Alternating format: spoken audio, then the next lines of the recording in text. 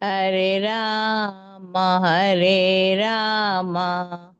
ರಾಮ ರಾಮ ಹರೇ ಹರೇ, ಹರೇ ಕೃಷ್ಣ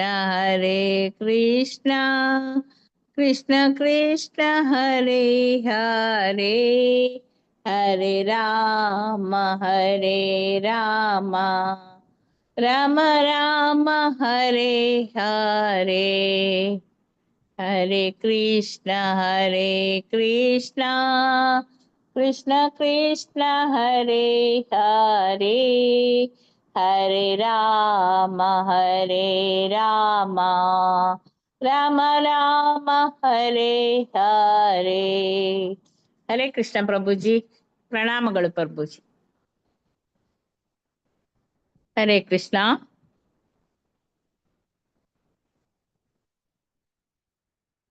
ಹರೇ ಕೃಷ್ಣ ಮಾತಾಜಿ, ಹರೇ ಕೃಷ್ಣ ದಂಡೋತ್ ಪ್ರಣಾಮ ಮಾತಾಜಿ. ಹರೇ ಕೃಷ್ಣ ಹರೇ ಪ್ರಭುಜಿ. ಕೃಷ್ಣ ಪ್ರಭುಜಿ. ಹರೇ ಕೃಷ್ಣ. ಪ್ರಣಾಮಗಳು ಪ್ರಭುಜಿ. ದಂಡೋತ್ ಪ್ರಣಾಮ. ಎಲ್ಲರಿಗೂ ಇವತ್ತಿನ ಮುಂಜಾನೆಯ ಶುಭ ವಂದನೆಗಳೊಂದಿಗೆ ನಿಮ್ಮೆಲ್ಲರೂ ನಮಗೂ ಕೂಡ ಪ್ರಭುಜಿ. ಹರೇ ಕೃಷ್ಣ.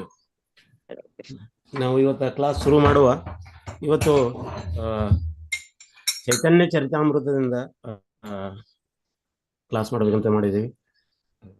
ಎಸ್ಪೆಷಲಿ ನಿನ್ನೆ ಆಯಿತು ಅವ್ರದ್ದು, ಗದಾಧರ್ ಪಂಡಿತ್ ಅವ್ರದ್ದು. ಆ ವಿಷಯದ ಬಗ್ಗೆ ಮಾತಾಡ್ಲಿಕ್ಕೆ ಪ್ರಯತ್ನ ಪಡೋಣ. ನಾವು ಈಗ ಶುರು ಮಾಡುವ. ಜಯ ರಾಧಾ ಮಾಧವ ಕುಂಜ ವಿಹಾರಿ, ಜಯ ರಾಧಾ ಮಾಧವ ಜಯ ಕುಂಜ ವಿಹಾರಿ,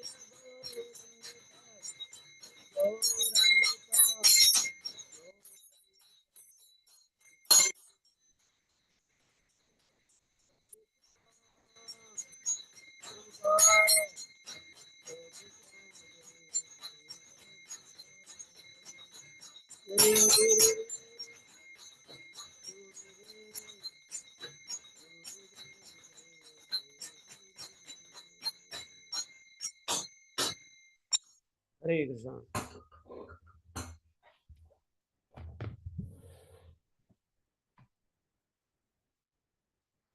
ಚೈತನ್ಯ ಚರಿತಾಮೃತದ ಒಂದು ಶ್ಲೋಕದೊಂದಿಗೆ ಶುರು ಮಾಡುವ. ರತ್ನಾವತಿ ನಂದನ ಪ್ರೇಮ ಪಾತ್ರ ಆಹಾನಾಥ ಮಾಧವ ಪುತ್ರ. ಇದು ಗದಾಧರ ಪಂಡಿತರ ಬಗ್ಗೆ ವರ್ಣನೆ ಮಾಡುವಂತ ಚೈತನ್ಯ ಚರಿತಾಮೃತದ ಒಂದು ಶ್ಲೋಕ. ಅದು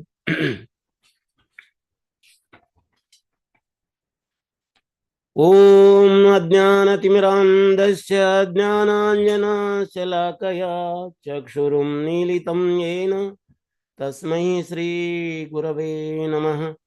ಶ್ರೀ ಚೈತನ್ಯ ಮನೋಭೀಷ್ಟಂ ಸ್ಥಾಪಿತಂ ಯೇನ ಭೂತಲೆ ಸ್ವಯಂ ರೂಪ ಕದಾ ಮಹ್ಯಂ ದದಾತಿ ಸ್ವಪದಾಂತಿಕಂ. ವಂದೇಹಂ ಶ್ರೀಗುರೋ ಶ್ರೀಯುತಪದಕಮಲಂ ಶ್ರೀಗುರೋನ್ ವೈಷ್ಣವಾಂಶ್ಚ ಶ್ರೀರೂಪಂ ಸಾಗ್ರಜಾತಾಂ ಸಹಗಣ ರಘುನಾಥಾನ್ವಿತಂ ತಂ ಸಜೀವಂ ಸಾದ್ವೈತಂ ಸಾವಧೂತಂ ಪರಿಜನ ಸಹಿತಂ ಕೃಷ್ಣ ಚೈತನ್ಯ ದೇವಂ ಶ್ರೀ ರಾಧಾ ಕೃಷ್ಣ ಪದಾನ್ ಸಹಗಣ ಲಲಿತಾ ಶ್ರೀ ವಿಶಾಖಾನ್ವಿತಂಶ್ಚ. ಹೇ ಕೃಷ್ಣ ಕರುಣಾ ಸಿಂಧು ದೀನಬಂಧು ಜಗತ್ಪತೆ ಗೋಪೇಶ ಗೋಪಿಕಾಕಾಂತ ರಾಧಾಕಾಂತ ನಮೋಸ್ತುತೆ. ತಪ್ತ ಕಾಂಚನ ಗೌರಾಂಗಿ ರಾಧೆ ವೃಂದಾವನೇಶ್ವರಿ ವೃಷಭಾನುಸುತೆ ದೇವಿ ಪ್ರಣಮಾಮಿ ಹರಿಪ್ರಿಯೆ. ವಾಂಛಾಕಲ್ಪತರುಭ್ಯಶ್ಚ ಕೃಪಾ ಸಿಂಧುಭ್ಯೇವ ಚ ಪತಿತಾನಾಂ ಪಾವನೇಭ್ಯೋ ವೈಷ್ಣವೇಭ್ಯೋ ನಮೋ ನಮಃ. ಶ್ರೀಕೃಷ್ಣ ಚೈತನ್ಯ ಪ್ರಭು ನಿತ್ಯಾನಂದ ಶ್ರೀ ಅದ್ವೈತ ಗದಾಧರ್ ಶ್ರೀವಾಸಾದಿ ಗೌರ ಭಕ್ತವೃಂದ. ನಮೋ ಮಹಾವದನ್ಯಾಯ ಕೃಷ್ಣ ಪ್ರೇಮ ಪ್ರದಾಯತೆ ಕೃಷ್ಣಾಯ ಕೃಷ್ಣ ಚೈತನ್ಯ ನಾಮಿನೇ ಗೌರತುಷೇ ನಮಃ. ಹರೇ ಕೃಷ್ಣ ಕೃಷ್ಣ ಕೃಷ್ಣ ಹರೇ ಹರೇ ಹರೇ ರಾಮ ರಾಮ ರಾಮ ಹರೇ ಹರೇ. ಹರೇ ಕೃಷ್ಣ ಕೃಷ್ಣ ಕೃಷ್ಣ ಹರೇ ಹರೇ ಹರೇ ರಾಮ ರಾಮ ರಾಮ ಹರೇ ಹರೇ. ಹರೇ ಕೃಷ್ಣ ಕೃಷ್ಣ ಕೃಷ್ಣ ಹರೇ ಹರೇ ಹರೇ ರಾಮ ರಾಮ ರಾಮ ಹರೇ ಹರೇ. ಹರೇ ಕೃಷ್ಣ. ನೀವೆಲ್ಲರೂ ವೈಷ್ಣವರು, ಕೃಪಾ ಮಾಡಿ ನಮಗೆ ಪ್ರಾರ್ಥನೆ ಮಾಡಿ. ಹರೇ ಕೃಷ್ಣ. ಇದು ಬಹಳ ಗಂಭೀರವಾದ ವಿಷಯ. ಇದನ್ನು ಚರ್ಚೆ ಮಾಡಲಿಕ್ಕೆ ನಾವು ಯೋಗ್ಯರಲ್ಲ. ಸೇವಾ ದೃಷ್ಟಿಯಿಂದ ಇದನ್ನು ಮಾಡಲಿಕ್ಕೆ ಪ್ರಯತ್ನ ಪಡ್ತಾ ಇದ್ದೀವಿ. ಇದರಲ್ಲಿ ಏನಾದರೂ ದೋಷ ಕಂಡ್ರೆ ಮೊದಲೇ ಕ್ಷಮೆ ಕೇಳ್ತೇವೆ. ಹರೇ ಕೃಷ್ಣ. ಚೈತನ್ಯ ಚರಿತಾಮೃತದಲ್ಲಿ 350 ಭಕ್ತರ ಬಗ್ಗೆ ವರ್ಣನೆ ಮಾಡ್ತದೆ ಚೈತನ್ಯ ಚರಿತಾಮೃತ. ಕವಿರಾಜ್ ಗೋಸ್ವಾಮಿ ಅವರು ಕೊಟ್ಟಿರುವಂಥ ಈ ಚೈತನ್ಯ ಚರಿತಾಮೃತ ಎಷ್ಟೊಂದು ಮಹತ್ವದ ಗ್ರಂಥ ಅನ್ನೋದಕ್ಕೆ ನೋಡಿ.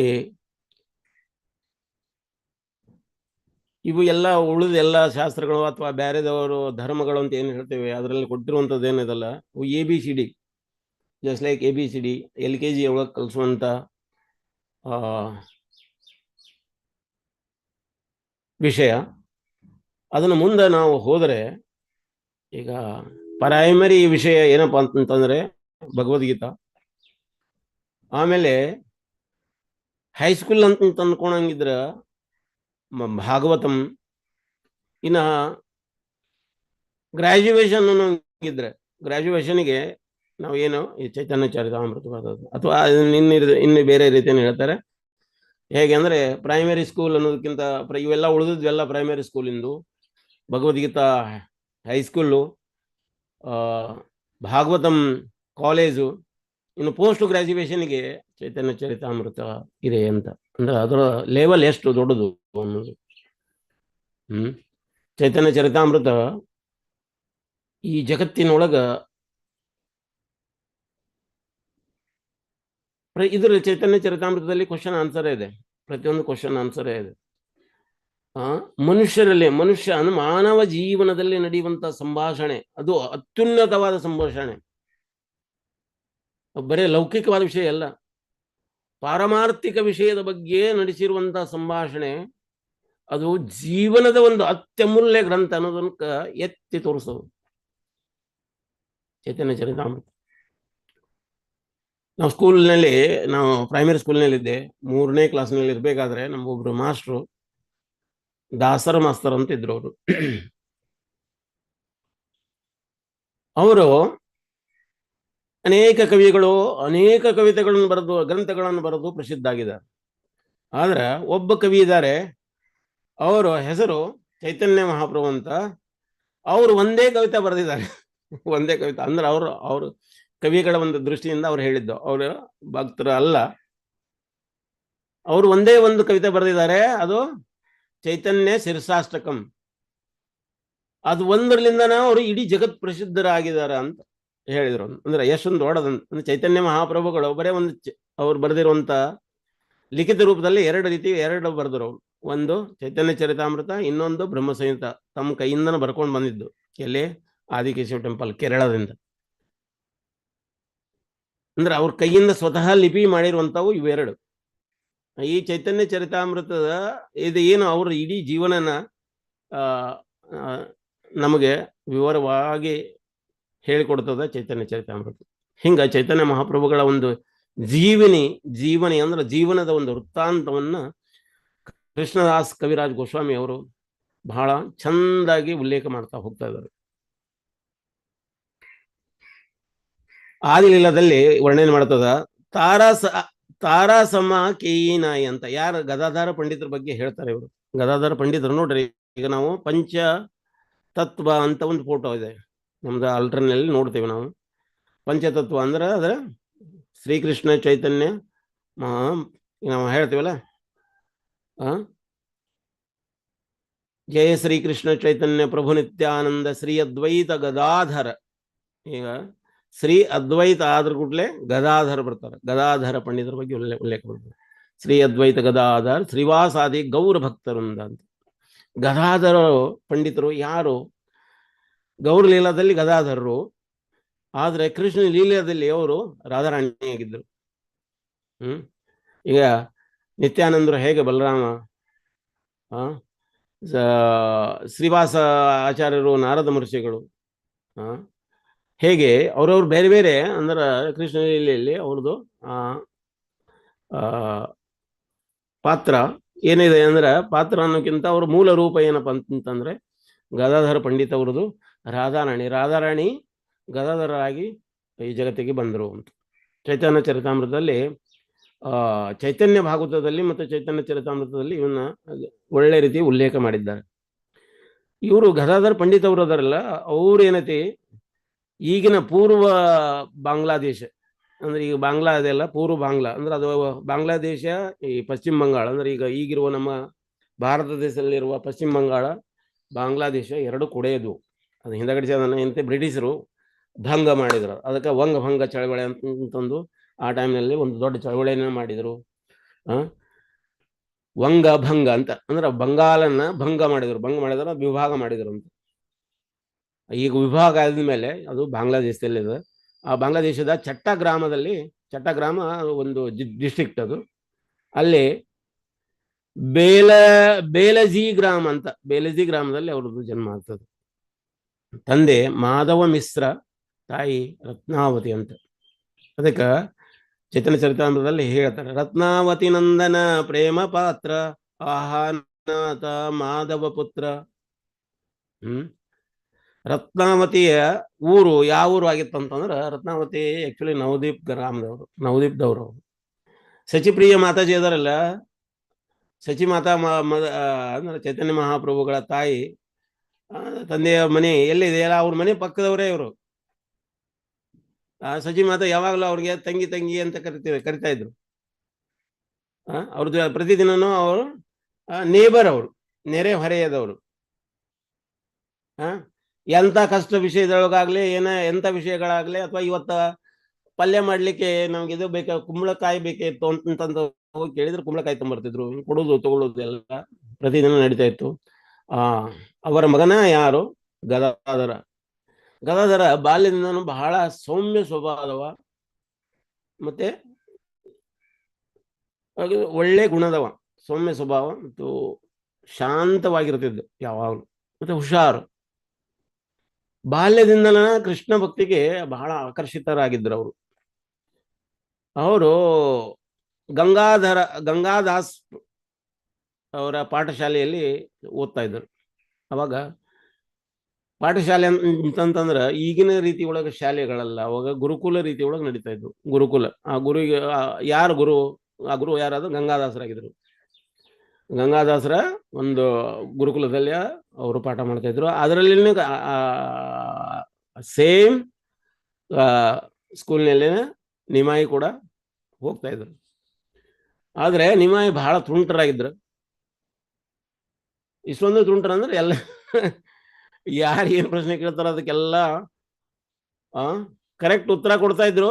ಆ ಉತ್ತರ ತಪ್ಪಂತಾನು ಪ್ರೂವ್ ಮಾಡ್ತಾ ಇದ್ರು. ಈಗ ಯಾವುದೋ ಒಂದು ಪ್ರಶ್ನೆ ಕೇಳಿದ್ರೆ ಆ ಪ್ರಶ್ನೆಗೆ ಈ ಪ್ರಶ್ನೆಗೆ ಉತ್ತರ ಏನಪ್ಪಾ ಅಂತ ಕೇಳೋದು, ಅವ್ರೇನು ಉತ್ತರ ಹೇಳ್ತಾರಲ್ಲ ಆ ಪ್ರಶ್ನೆಗೆ ಉತ್ತರ ಅದು ತಪ್ಪು ಅಂತ ಪ್ರೂವ್ ಮಾಡ್ತಿದ್ರು. ಹೇಗೆ ತಪ್ಪು ಅಂತ ಪ್ರೂವ್ ಮಾಡೋದು, ತಪ್ಪಾಗಿದ್ದು ಪ್ರೂವ್ ಆಗಿರುವಂತ ಉತ್ತರನ್ನು ಕೂಡ ಮತ್ತೆ ಅದನ್ನು ಕೂಡ ಮತ್ತೆ ಇನ್ನೊಮ್ಮೆ ತಪ್ಪು ಅಂತ ಅದನ್ನು ಕೂಡ ಪ್ರೂವ್ ಮಾಡೋರು. ಅಂದ್ರ ಚೈತನ್ಯ ಮಹಾಪ್ರಭುಗಳು ನೋಡ್ರಿ, ಜ್ಞಾನದ ಖನಿ. ಭಗವಾನ್ ಚೈತನ್ಯ ಮಹಾಪ್ರಭುಗಳ ರೂಪದಲ್ಲಿ ಬಂದಿದ್ದಾರೆ, ಗೌರ ಸುಂದರರಾಗಿ ಬಂದಿದ್ದಾರೆ, ನಿಮಾಯಿಯಾಗಿ ಬಂದಿದ್ದಾರೆ. ಚೈತನ್ಯ ಮಹಾಪ್ರಭುಗಳ ಅನೇಕ ಹೆಸರುಗಳು, ನಿಮಾಯಿ, ಗೌರ ಸುಂದರ, ಶಚಿಪ್ರಿಯನಂದನ. ಹಂಗ ಅಂದ್ರೆ ಇವನ್ನೆಲ್ಲ ನಡುವೆ ಈ ಕಥೆಗಳ ಒಳಗ ಬೇರೆ ಬೇರೆ ಹೆಸರುಗಳಿಂದ ಕರೆಯುವುದರಿಂದ ಕನ್ಫ್ಯೂಸ್ ಆಗಬಾರ್ದು ಅಂತ ಮೊದಲೇ ಅದನ್ನ ವಿವರವಾಗಿ ಹೇಳಲಿಕ್ಕೆ ಪ್ರಯತ್ನ ಪಟ್ಟಿವಿ. ಹಿಂಗ ಚೈತನ್ಯ ಮಹಾಪ್ರಭುಗಳು ಯಾವ ಪಂಡಿತರು ಬಂದ್ರು ಸಹಿತ ಎಲ್ಲರನ್ನೂ ಹಿಗ್ಗಾಮುಗ್ಗ ಇದು ಪಾಂಡಿತ್ಯದ ಒಳಗ ಸೋಲಿಸ್ಬಿಡ್ತಿದ್ರು. ಇವರು ಗದಾಧರ ಪಂಡಿತ್ ಅವರು ಏನಿದ್ರಲ್ಲ, ಅವ್ರು ಒಂದ್ ಸ್ವಲ್ಪ ಇವ್ರಿಂದ ಡಿಸ್ಟೆನ್ಸ್ ಮೇಂಟೈನ್ ಮಾಡ್ತಾ ಇದ್ರು. ಡಿಸ್ಟೆನ್ಸ್ ಹೇಗೆ ಮೇಂಟೈನ್ ಮಾಡೋದು, ಇವ್ರಿಗೆ ಏನ್ ಕೇಳಿದ್ರು ಸಹಿತ ಏನಾದ್ರು ಕೇಳಿದಕ್ಕೆ ಯಾವುದನ್ನು ಅಪ್ರಿಷಿಯೇಟ್ ಮಾಡೋದಿಲ್ಲ, ಎಲ್ಲವನ್ನೂ ಇವರು ಉಲ್ಟಾ ಪಲ್ಟಾ ಮಾಡಿರ್ತಾರಂತ. ಸಣ್ಣ ಹುಡುಗರು ಉಲ್ಟಾ ಪಲ್ಟಾ ಮಾಡಿರ್ತಾರಂತ ದೂರ ಒಂದ್ ಸ್ವಲ್ಪ ಅವರಿಂದ ದೂರನೇ ಇರ್ಲಿಕ್ಕೆ ಪ್ರಯತ್ನ ಪಡ್ತಾ ಇದ್ರು. ಆದ್ರೂ ಮನೆ ಪಕ್ಕದವರು ಆಟ ಆಡ್ಬೇಕಾದ್ರೆ, ಮಕ್ಕಳು ಆಟ ಆಡ್ಬೇಕಾದ್ರೆ ಮತ್ತೆ ಕೂಡಿ ಆಟ ಆಡೋದು, ಪ್ರಶ್ನೆ ಕೇಳಬೇಕಾದಾಗ ಇವೆಲ್ಲ ಹಿಂಗಾಗ್ತಿತ್ತು ಅವ್ರು. ಹಿಂಗ ಗಂಗಾದಾಸ್ ಪಂಡಿತರ ಶಾಲೆಯಲ್ಲಿ ಅವರ ಬಾಲ್ಯ ಜೀವನ ನಡಿಲಿಕ್ಕತ್ತು. ಬಾಲ್ಯದಲ್ಲಿನ ಭಕ್ತಿಗೆ ಆಶ್ರಿತರಾಗಿದ್ದರು. ಯಾರು? ಗದಾಧರ ಪಂಡಿತರು ಆಕರ್ಷಿತರಾಗಿದ್ರು. ಒಂದು ದಿನ ಅಲ್ಲಿಗೆ ಈಶ್ವರಪುರಿ ಬಂದ್ರು. ಈಶ್ವರಪುರಿ ಯಾರು? ಚೈತನ್ಯ ಮಹಾಪ್ರಭುಗಳ ಗುರುಗಳು. ಈಗ ನಮ್ಮ ಇಲ್ಲಿ ಮಧ್ವ ಪರಂಪರೆಯೊಳಗೆ ನೋಡಿದಾಗೆ ಯಾರು ಅವ್ರ ಶಿಷ್ಯರು? ನೋಡ್ರಿ, ಈಗ ನಾವು ಕೃಷ್ಣ ಬ್ರಹ್ಮದೇವಿಗೆ ಹೇಳಿಕೊಟ್ರು ಈ ಜ್ಞಾನನ. ಬ್ರಹ್ಮದೇವ ಏನ್ ಮಾಡಿದ? ನಾರದಗೆ ಹೇಳಿಕೊಟ್ರು. ನಾರದರು ಅವ್ರ ಶಿಷ್ಯ ವೇದವ್ಯಾಸರಿಗೆ ಹೇಳಿಕೊಟ್ರು. ವೇದವ್ಯಾಸರು ಯಾರಿಗೆ ಹೇಳಿಕೊಟ್ರು? ಮಧ್ವಮುನಿಗೆ ಹೇಳಿಕೊಟ್ರು. ಮಧ್ವಮುನಿ ಅಂದ್ರೆ ಮಧ್ವಾಚಾರ್ಯರಿಗೆ ಹೇಳ್ಕೊಟ್ರು. ಮಧ್ವಾಚಾರ್ಯರು ಯಾರಿಗೆ ಹೇಳಿದ್ರು? ಅವ್ರ ಶಿಷ್ಯರು, ಮುಂದೆ ಬರುವಂತ ಅನೇಕ ಶಿಷ್ಯರು. ಮಾಧವೇಂದ್ರಪುರಿ ಅವರಿಗೆ ಹೇಳ್ಕೊಟ್ರು. ಮಾಧವೇಂದ್ರಪುರಿ ಅವರು ಈಶ್ವರಪುರಿಗೆ ಹೇಳ್ಕೊಟ್ರು ಅಂತ. ನೋಡ್ರಿ, ಮಾಧವೇಂದ್ರಪುರಿಯಿಂದ ಬಾಂಗ್ಲಾದೇಶ ಅಂದ್ರೆ ಈಗ ಬಾಂಗ್ಲಾದೇಶ ಮಾಧವೇಂದ್ರಪುರಿಯಿಂದ ಡಿವೈಡ್ ಆಗ್ತಾ ಹೋಗ್ತದೆ. ಈಶ್ವರಪುರಿ ಅವರು ಹೇಳ್ಕೊಟ್ರು. ಈಶ್ವರಪುರಿಯರ ಶಿಷ್ಯರು ಚೈತನ್ಯ ಮಹಾಪ್ರಭುಗಳು. ಈ ಮಾಧವೇಂದ್ರಪುರಿಯರ ಶಿಷ್ಯರು ನಿತ್ಯಾನಂದ ಪ್ರಭು. ಸ್ವಲ್ಪ ತಲೆಯೊಳಗಿರ್ಲಿ ಅಂತ ಗೊತ್ತಾಗ್ಲಿ ಅಂತ ಅನ್ನುವಂಥದ್ದಕ್ಕೆ ಇದನ್ನ ಹೇಳಲಿಕ್ಕೆ ಪ್ರಯತ್ನ ಪಟ್ಟು. ಹಿಂಗ ಈಶ್ವರಪುರಿಯವರು ನವದೀಪದಲ್ಲಿ ಬಂದಿದ್ರು. ನವದೀಪ ಆಗಿನ ಟೈಮಲ್ಲಿ ಜ್ಞಾನದ ಒಂದು ಬೀಡಾಗಿತ್ತು ಅಂತ ಹೇಳ್ಬೋದು. ಈಗ ನೋಡಿ, ಈಗ ಎಸ್ಪೆಷಲಿ ಕಾಶ್ಮೀರ, ಈಗ ಬಂಗಾಲ ಅಂದ್ರೆ ಈಗ ಅದರ ಎಸ್ಪೆಷಲಿ ನವದ್ವೀಪ, ಇಲ್ಲಿ ಕೇರಳ, ಕರ್ನಾಟಕದ ಈ ಕೋಸ್ಟಲ್ ಬೆಲ್ಟ್ ಏನಿದಾವಲ್ಲ, ಆಂಧ್ರದೊಳಗೆ ಅಮರಾವತಿ, ಈಗಿನ ನಮ್ಮದು ಬೆಳಗಾವಿ ಏನೈತಲ್ಲ, ಬೆಳಗಾವಿ ಏರಿಯಾದಲ್ಲಿನೂ ಕೂಡ ಒಂದು ಗುರುಕುಲ ಇತ್ತು. ಹಾಗೆ ಆ ಗುರುಕುಲಗಳಲ್ಲಿ ಬಹಳ ಫೇಮಸ್ ಆಗಿದ್ವು. ಅವನ್ನ ಇವರು ಟಾರ್ಗೆಟ್ ಮಾಡಿ ಈಗ ಯಾರು ಬೇರೆ ಧರ್ಮೀಯರು ಏನದಾರಲ್ಲ ಅವನ್ನ ಟಾರ್ಗೆಟ್ ಮಾಡಿ ಅವನ್ನೆಲ್ಲವನ್ನು ಮತಾಂತರ ಮಾಡ್ತಾ ಹೋಗ್ತಾ ಇದ್ದಾರೆ. ಅಂದ್ರೆ ಎಲ್ಲಿ ಜ್ಞಾನ ಇದೆ ಅದನ್ನ ಆ ಜ್ಞಾನನ ನಷ್ಟ ಮಾಡಿದ್ರ ಇದು ಇವ್ರದ್ದು ಧರ್ಮ ಅವನತಿ ಹಿಡಿತೈತಿ ಅನ್ನುವಂಥದ್ದು ಅವರ ತಲೆ ಒಳಗಿದೆ. ಆದ್ರ ಪ್ರಭುಪಾದವರು ಅದೇ ನಾಡಿನಿಂದ ಬಂದು ಬೇರೆ ಕಡೆಗೆ ಅಂದ್ರೆ ಪ್ರಪಂಚಾದ್ಯಂತ ವಿಶ್ವಾದ್ಯಂತ ಈ ಹರಿನಾಮನ ಕೊಟ್ರು. ಅದರಿಂದ ಇವ್ರು ಎಷ್ಟು ಮುಚ್ಚಲಿಕ್ಕೆ ಪ್ರಯತ್ನ ಪಡ್ತಾ ಇದ್ರು ಅಷ್ಟು ಅದು ಬೆಳಗ್ಲಿಕ್ಕೆ ಪ್ರಯತ್ನ ಪಡ್ತಾ ಇದ್ರು. ಅಂದ್ರೆ ಯಾಕಂದ್ರೆ ಅದು ಸನಾತನ, ಅದು ನಾಶ ಆಗೋದಿಲ್ಲ, ಯಾವಾಗಲೂ ಇರ್ತದಂತ. ಹಿಂಗ ಈಶ್ವರಪುರಿಯವರು ಅಲ್ಲಿ ಬಂದಾಗ ಈ ಗದಾಧರ ಪ್ರಭು, ಈ ಗದಾಧರ ಪಂಡಿತರವ್ರು ಏನಿದಾರಲ್ಲ, ಅವ್ರು ಇಷ್ಟೊಂದು ಸೇವಾ ಮಾಡಿದ್ರು. ಅವ್ರನ್ನ ಅವರಿಗೆ ಇವಾಗ ಎಲ್ಲಿ ನಿಂತ್ಕೊಂಡಿದ್ರು ಅಲ್ಲಿ ಅವರಿಗೆ ಮಲಗಲಿಕ್ಕೆ ಹಾಸಿಗೆ ಹಾಸೋದು, ಅವ್ರಿಗೆ ಕುಡಿಲಿಕ್ಕೆ ನೀರು, ಅವರಿಗೆ ಭೋಜನಕ್ಕೆ ಬೇಕಾಗಿರುವಂಥ ಪ್ರಸಾದನ ಅವ್ರ ಮನೆಯಿಂದ ತಮ್ಮಂದು ಕೊಡೋದು, ಅವ್ರಿಗೆ ಏನು ನಿತ್ಯ ಕಾರ್ಯಕ್ರಮಕ್ಕೆ ಏನೇನು ಬೇಕು ಅವನ್ನೆಲ್ಲ ಸೇವಾ ಮಾಡ್ತಾ ಇದ್ರು ಅವರು. ಈಶ್ವರಪುರಿ ಅವರು ಎಲ್ಲಿವರೆಗೆ ನವದ್ವೀಪದಲ್ಲಿದ್ದಾರೆ ಅಲ್ಲಿವರೆಗೂ ಅವ್ರು ಎಷ್ಟೊಂದು ಸೇವಾ ಮಾಡ್ತಿದ್ರು. ಆ ಸೇವಾ ಮಾಡೋದು ನೋಡಿ ಇವರು ಈಶ್ವರಪುರಿ ಅವ್ರು ಹೇಳ್ತಾರೆ, ಎಷ್ಟೊಂದು ಗಂಭೀರ ಸೇವೆಯಲ್ಲಿ, ಎಷ್ಟೊಂದು ತೀವ್ರತೆ ಇದೆ ಭಕ್ತಿ ಕಡೆಗೆ, ಎಷ್ಟೊಂದು ಬಾಲ್ಯ ಜೀವನ ರೋಗ. ಆದ್ದರಿಂದ ಅವರು ಈಶ್ವರಪುರಿ ಅವರು ಪ್ರಭಾವ ತೆಗೊಂಡ್ರಂತೆ. ಕೆಲವೊಮ್ಮೆ ಇವರು ಈಶ್ವರಪುರಿಯವರು ಕೃಷ್ಣ ಲೀಲಾ ಅಂತ ಒಂದು ಗ್ರಂಥ ರಚನೆ ಮಾಡಿದ್ರು. ಕೃಷ್ಣ ಲೀಲೆಯಿಂದನೇ ಅನೇಕ ಕ್ಲಾಸಸ್ ಅನ್ನು ಕೊಡ್ತಿದ್ರು ಅವರು. ಈಗ ಕೃಷ್ಣ ಲೀಲೆ ಅಂದ್ರೆ ಒಂದು ರೀತಿ ನಮಗೆ ಭಾಗವತಮ್ ಇದ್ದಂಗೆ. ಅದರಿಂದ ಅನೇಕ ಕ್ಲಾಸಸ್ ಮಾಡ್ತಿದ್ರು. ಆ ಕ್ಲಾಸ್ ಕೇಳ್ತಾ ಶ್ರವಣ ಮಾಡ್ತಾ ಗದಾಧರ ರೋಮಾಂಚನ ಕೊಡ್ತಾ ಇದ್ರು. ಇದನ್ನ ಬೃಂದಾವನ ದಾಸ್ ಠಾಕೂರ್ ಅವರು ಭಾಗವತಂ ಚೈತನ್ಯ ಭಾಗವತದಲ್ಲಿ ಸವಿವರವಾಗಿ ವರ್ಣನೆ ಮಾಡಿದ್ದಾರೆ. ಹಂಗ ಈಶ್ವರಪುರಿಯವರು ಸೇವಾ ಮಾಡ್ತಾ ಕಣ್ಣೀರು ಹರಿತಿದ್ವು. ಇವರು ಯಾರು ಗದಾಧರ ಪಂಡಿತರು ಕಣ್ಣೀರು ಹರಿತಾ ಇದ್ವು ಅಂತ. ಪ್ರೇಮಾಶ್ರುಧಾರ ಹರಿದು ಹೋಗ್ತಾ ಇತ್ತು. ಅಷ್ಟೊಂದು ಪ್ರೇಮ, ಅಷ್ಟೊಂದು ಭಕ್ತಿ. ನೋಡ್ರಿ, ಭಕ್ತಿ ಅಂತ ಹೇಳ್ತೀರಿ, ಪ್ರೇಮ ಅಂತ ಹೇಳ್ತೀರಿ, ಏನದು? ಅಹೇತುಕಿ ಪ್ರೇಮ, ಅಹೇತುಕ್ಯ ಅಪ್ರತಿಹತ ಆತ್ಮಾನಾಂ ಸುಪ್ರಸಿದ್ಧತಿ. ಭಕ್ತಿ ಅಂದ್ರೆ ಏನು ಗೊತ್ತಾ? ಸೇವಾ. ಅದು ಸೇವಾ ಮಾಡುದ ಭಕ್ತಿ. ಪ್ರೇಮ ಅಂದ್ರೂ ಕೂಡ ಭಕ್ತಿನೇ, ಅಥವಾ ಭಕ್ತಿ ಅಂದ್ರೂ ಕೂಡ ಸೇವನೆ. ಆದ್ರ ಅಹೇತುಕಿ ಸೇವಾ ಅದು. ಯಾವುದೇ ಅದರಿಂದ ನಮ್ಗೆ ಏನಾದರೂ ಲಾಭ ಇದೆ ಅನ್ನುವಂಥದ್ದಿಲ್ಲ. ತಾಯಿ ತನ್ನ ಮಗುವನ್ನ ಹೇಗೆ ಸೇವಾ ಮಾಡ್ತಾಳೆ, ರಾತ್ರಿ ಅದು ಎದ್ದು ಅಳ್ತದ, ಟಾಯ್ಲೆಟ್ ಮಾಡ್ಕೊಳ್ತದ, ರಿಸರ್ಚ್ ಮಾಡ್ತದ, ಅದನ್ನ ತಾಯಿ ಏನ್ ಮಾಡ್ತಾಳ, ಅದನ್ನ ಯಾವುದೋ ನಿದ್ದೆಯನ್ನು ಹಾಳು ಮಾಡಿಕೊಂಡು ಅವಳನ್ನ ಮಗುವನ್ನ ಕ್ಲೀನ್ ಮಾಡಿ ಹೊಸ ಬಟ್ಟೆ ಹಾಕಿ ಮತ್ತೆ ಹೊಸ ಹಾಸಿಗೆ ಹಾಸಿ ಅದಕ್ಕೆ ಮಲಗಲಿಕ್ಕೆ ವ್ಯವಸ್ಥೆ ಮಾಡ್ತಾಳೆ. ಮತ್ತೆ ಮಲಗ್ತಾಳೆ ತಾಯಿ, ಅದಕ್ಕೆ ಹಾಲು ಕುಡಿಸಿ. ಎಷ್ಟೊಂದು ಪ್ರೇಮ, ಅಹೇತುಕಿ ಪ್ರೇಮ. ಅದು ತಾಯಿ ಮತ್ತು ಮಗುವಿನಲ್ಲಿ ಮಾತ್ರ ಉಳಿದಿದೆ. ಅದು ಬೇರೆಯವರ ಮಗು ಆದರೆ ಇದು ಬರೋದಿಲ್ಲ, ಆ ಸೇವೆ ಮಾಡೋದಿಲ್ಲ. ಸ್ವಲ್ಪ ಪ್ರಮಾಣ ಉಳ್ಕೊಂಡೈತಿ ಈ ಜಗತ್ತಿನ ಒಳಗೆ ಪ್ರೇಮ ಅನ್ನೋದು, ಭಕ್ತಿ ಅನ್ನೋದು ಅಂತ.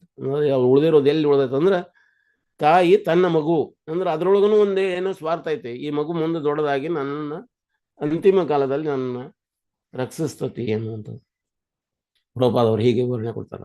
ಅದ್ರ ನಿಜವಾದ ಪ್ರೇಮ ಈ ಭೌತಿಕ ಜಗತ್ತಿನಲ್ಲಿ ಇಷ್ಟೇ ಉಳ್ಕೊಂಡದ. ಆದ್ರೆ ಅದು ದೊಡ್ಡ ಪ್ರಮಾಣದೊಳಗಿದ್ದಾಗ ಹೆಂಗೆ ಇರ್ತದೆ ಅಂತ ಅನ್ನೋದು ಚೈತನ್ಯ ಚರಿತಾಮೃತ ವರ್ಣನೆ ಮಾಡ್ತದೆ. ಗೌರ ಸುಂದರ ಅಂದ್ರೆ ಚೈತನ್ಯ ಮಹಾಪ್ರಭು ಗದಾಧರ ಪಂಡಿತರನ್ನ ಒಮ್ಮೊಮ್ಮೆ ಕೈ ಹಿಡಿದಿಲ್ಲೋಡ. ಅವ್ರು ಹಿಂಗ ಸ್ಕೂಲ್ನಿಂದ ಬರ್ಬೇಕಾದ್ರೆ ಕೈ ಹಿಡ್ಕೊಳ್ತಿದ್ರು. ಅವ್ರು ಕೈ ಹಿಡ್ಕೊಂಡು ಅವ್ರಿಗೆ ಪ್ರಶ್ನೆ ಕೇಳ್ತಿದ್ರು. ಏನಂತ ಪ್ರಶ್ನೆ ಕೇಳೋರು? ನಿಮಾಯ ಪ್ರಶ್ನೆ ಕೇಳ್ತಿದ್ರು ಅಥವಾ ಗೌರ ಸುಂದರ ಪ್ರಶ್ನೆ ಕೇಳ್ತಿದ್ರು.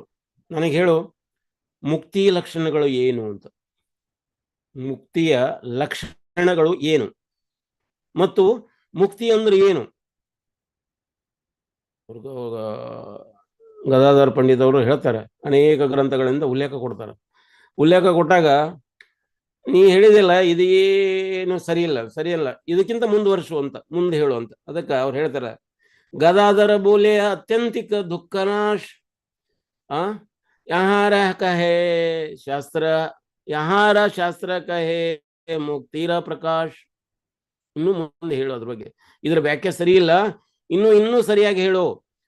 ಇವರ ಹತ್ತಿರ ಇರುದ ಬೇಡ, ನಾನು ದೂರ ಹೋಗಿಬಿಡ್ತೇನೆ ಅಂತಂದು ಚೈತನ್ಯ ಮಹಾಪ್ರಭುಗಳಿಂದ ಅವರು ಗದಾಧರ ಪಂಡಿತರವರು ದೂರ ಹೋಗ್ತಾ ಇದ್ರಂತೆ. ಇವ್ ಏನು ಕೇಳಿದ್ರು ಒಂದು ಸ್ವಲ್ಪನೂ ಅಪ್ರಿಷಿಯೇಟ್ ಮಾಡೋದಿಲ್ಲ, ಒಂದು ಸ್ವಲ್ಪನೂ ಹೇಳೋದು ಕೇಳಿಸಿಕೊಳ್ಳೋದಿಲ್ಲ. ತಂದೆ ಹೇಳ್ತಾರೆ ಇನ್ನೂ ಹೇಳಬೇಕು, ಬೇರೆ ಇನ್ನೂ ಹೇಳ್ಬೇಕಂತ. ಜಗದಾನಂದ ಪಂಡಿತ್ ಯಾರು? ಜಗಾಯಿ ಮದಾಯಿ, ನೀವು ಆಲ್ರೆಡಿ ಜಗಾಯಿ ಮದಾಯಿ ಕಥೆಯನ್ನು ಕೇಳಿರಬೇಕು. ಅವರು ಜಗಾಯಿ ಮದಾಯಿ ಆ್ಯಕ್ಚುಲಿ ಬ್ರಾಹ್ಮಣರು, ಆದ್ರೆ ಅವರ ವರ್ತನೆಯಿಂದ ಅವರು ರಾಕ್ಷಸರಾದಂಗೆ ಆಗಿದ್ರು. ಅವ್ರು ಕುಡಿಯೋದು, ತಿನ್ನೋದು, ಅನೇಕ ಮಂದಿನ ರೇಪ್ ಮಾಡ್ತಾ ಇದ್ರು, ಹಿಂಗೆಲ್ಲ ಮಾಡ್ತಾಯಿದ್ರು. ಮಾಡ್ಲಾರ್ದ ಏನು ರೆಗ್ಯುಲೇಟಿವ್ ಪ್ರಿನ್ಸಿಪಲ್ ಎಲ್ಲ ಅವೆಲ್ಲವನ್ನು ಅವರು ತೋಡನೆ ಮಾಡಿದ್ರು. ಅಂಥದ್ರಾಗ ಜಗದಾನಂದನವರು ಜಗಾಯನ ಏನದಾರಲ್ಲ ಅವರ ಜಗದಾನಂದ ಅವ್ರ ಮುಂದೆ ದೊಡ್ಡ ಭಕ್ತರಾಗ್ತಾರ, ಪಂಡಿತರಾಗ್ತಾರ. ಅವರು ಬರೆದಿರುವಂಥ ಪ್ರೇಮ ವಿವರದಲ್ಲಿ ಬಾಲ್ಯ ಲೀಲೆಯನ್ನು ವಿವರಿಸಿದ್ದಾರೆ.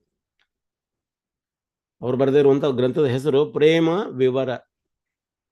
ಅದರಲ್ಲಿ ಚೈತನ್ಯ ಮಹಾಪ್ರಭು ಮತ್ತು ಗದಾಧರ ಪಂಡಿತ್ ಅವರ ಒಂದು ಬಾಲ್ಯ ಲೀಲೆಗಳ ವರ್ಣನೆ ಬಹಳ ಸುಂದರವಾಗಿ ಮಾಡಿದ್ದಾರೆ. ಇನ್ನ ಗೌರಿ ಸುಂದರರು ಏನ್ ಮಾಡಿದರು, ಅಷ್ಟರೊಳಗ ಚೈತನ್ಯ ಮಹಾಪ್ರಭುಗಳದಾರಲ್ಲ, ಅಥವಾ ಚೈತನ್ಯ ಮಹಾಪ್ರಭು, ಗೌರಿ ಸುಂದರ್ ಅಥವಾ ನಿಮಾಯಿ ಎರಡೇ ಬರ ದುಃಖ ಮಾಡಿದ್ರಂತೆ. ದುಃಖ ಅವ್ರಿಗೆ ಏನಪ್ಪ ಅಂದ್ರೆ ಅವ್ರ ಅಣ್ಣ ಸನ್ಯಾಸ ಸ್ವೀಕಾರ ಮಾಡಿದಾಗ ದುಃಖಿತರಾಗಿದ್ರು. ಇನ್ನೊಂದು ಅವ್ರ ತಂದೆ ತೀರಿ ಹೋದಾಗ, ಯಾರು ಜಗನ್ನಾಥ್ ಮಿಶ್ರಾ ಅವರು ಶರೀರ ಬಿಟ್ಟಾಗ ಅವ್ರು ಬಹಳ ಅತ್ತಿದ್ರು, ಬಹಳ ದುಃಖ ಪಟ್ಟಿದ್ರು. ಅದಕ್ಕೆ ಅವರ ತಂದೆಯವರ ಒಂದು ಶ್ರಾದ್ದ ಮಾಡೋ ಸಲುವಾಗಿ ಗಯಾಕ್ಕೆ ಹೋಗಿದ್ರು. ನೋಡ್ರಿ, ಗಯಾ ಅನ್ನೋದು ಬಹಳ ಮೊದಲಿನಿಂದ ಬಹಳ ಫೇಮಸ್. ನೋಡ್ರಿ, ಬುದ್ಧ ಗಯಾ ಅಂತ ಹೇಳಿದ್ರೆ, ಗಯಾ ಬುದ್ಧ ಅಲ್ಲೇ ಅವನಿಗೆ ಜ್ಞಾನೋದಯ ಆಯ್ತು ಅಂತ. ಬುದ್ಧನಿಗೆ ಜ್ಞಾನೋದಯ ಆಗಿರುವಂಥ ಸ್ಥಾನ. ಅನೇಕ ಜಾಗಗಳು ಇನ್ನೂ ಭಾರತದಲ್ಲಿ ಅನೇಕ ಜಾಗಗಳು ಹಾಗೆ ಉಂಟು. ಈಗ ಜಗನ್ನಾಥಪುರಿ ಅಂತ ಹೇಳ್ತೇವೆ, ಅಯೋಧ್ಯ ಅಂತ ಹೇಳ್ತೇವೆ, ಕಾಶಿ, ಆಮೇಲೆ ದ್ವಾರಕಾ, ಇವೆಲ್ಲ ಈ ಭೌತಿಕ ಜಗತ್ತಿನ ಹೆಸರುಗಳಲ್ಲ, ಇಟ್ಟಂಥ ಹೆಸರುಗಳಲ್ಲ ಇವು. ಇವು ವೈಕುಂಠ ಧಾಮದಲ್ಲಿ ವೈಕುಂಠಗಳಾಗಿ, ವೈಕುಂಠದ ಹೆಸರುಗಳು ಇವು. ವೈಕುಂಠ ಅಂದ್ರೆ ಒಂದೇ ಅಲ್ಲ, ಅನೇಕ ಅದಾವು, ಅನ್ಯೂಮರಬಲ್, ಎಣಿಕೆ ಮಾಡೋಕ್ಕಾಗೋದಿಲ್ಲ, ಅಸಂಖ್ಯಾತ ವೈಕುಂಠಗಳದವು. ಹೇಗಪ್ಪ ಅಂದ್ರೆ, ಒಂದು ಕಮಲದ ಹೂವನ್ನು ಹಿಡ್ಕೊಂಡಾಗ ಕಮಲದ ಹೂವಿನ ಮಧ್ಯಭಾಗ ಏನೈತೆ ಅದು ಕೇಂದ್ರ ಬಿಂದು. ಅವು ದಳಗಳನ್ನು ಅರಳಿಸಿದಲ್ಲ, ಹೂವಿನ ದಳಗಳು ಅರಳಿಯವಲ್ಲ, ಅರಳಿರುವಂಥವು ಎಲ್ಲ ಅದಾವಲ್ಲ, ಅವು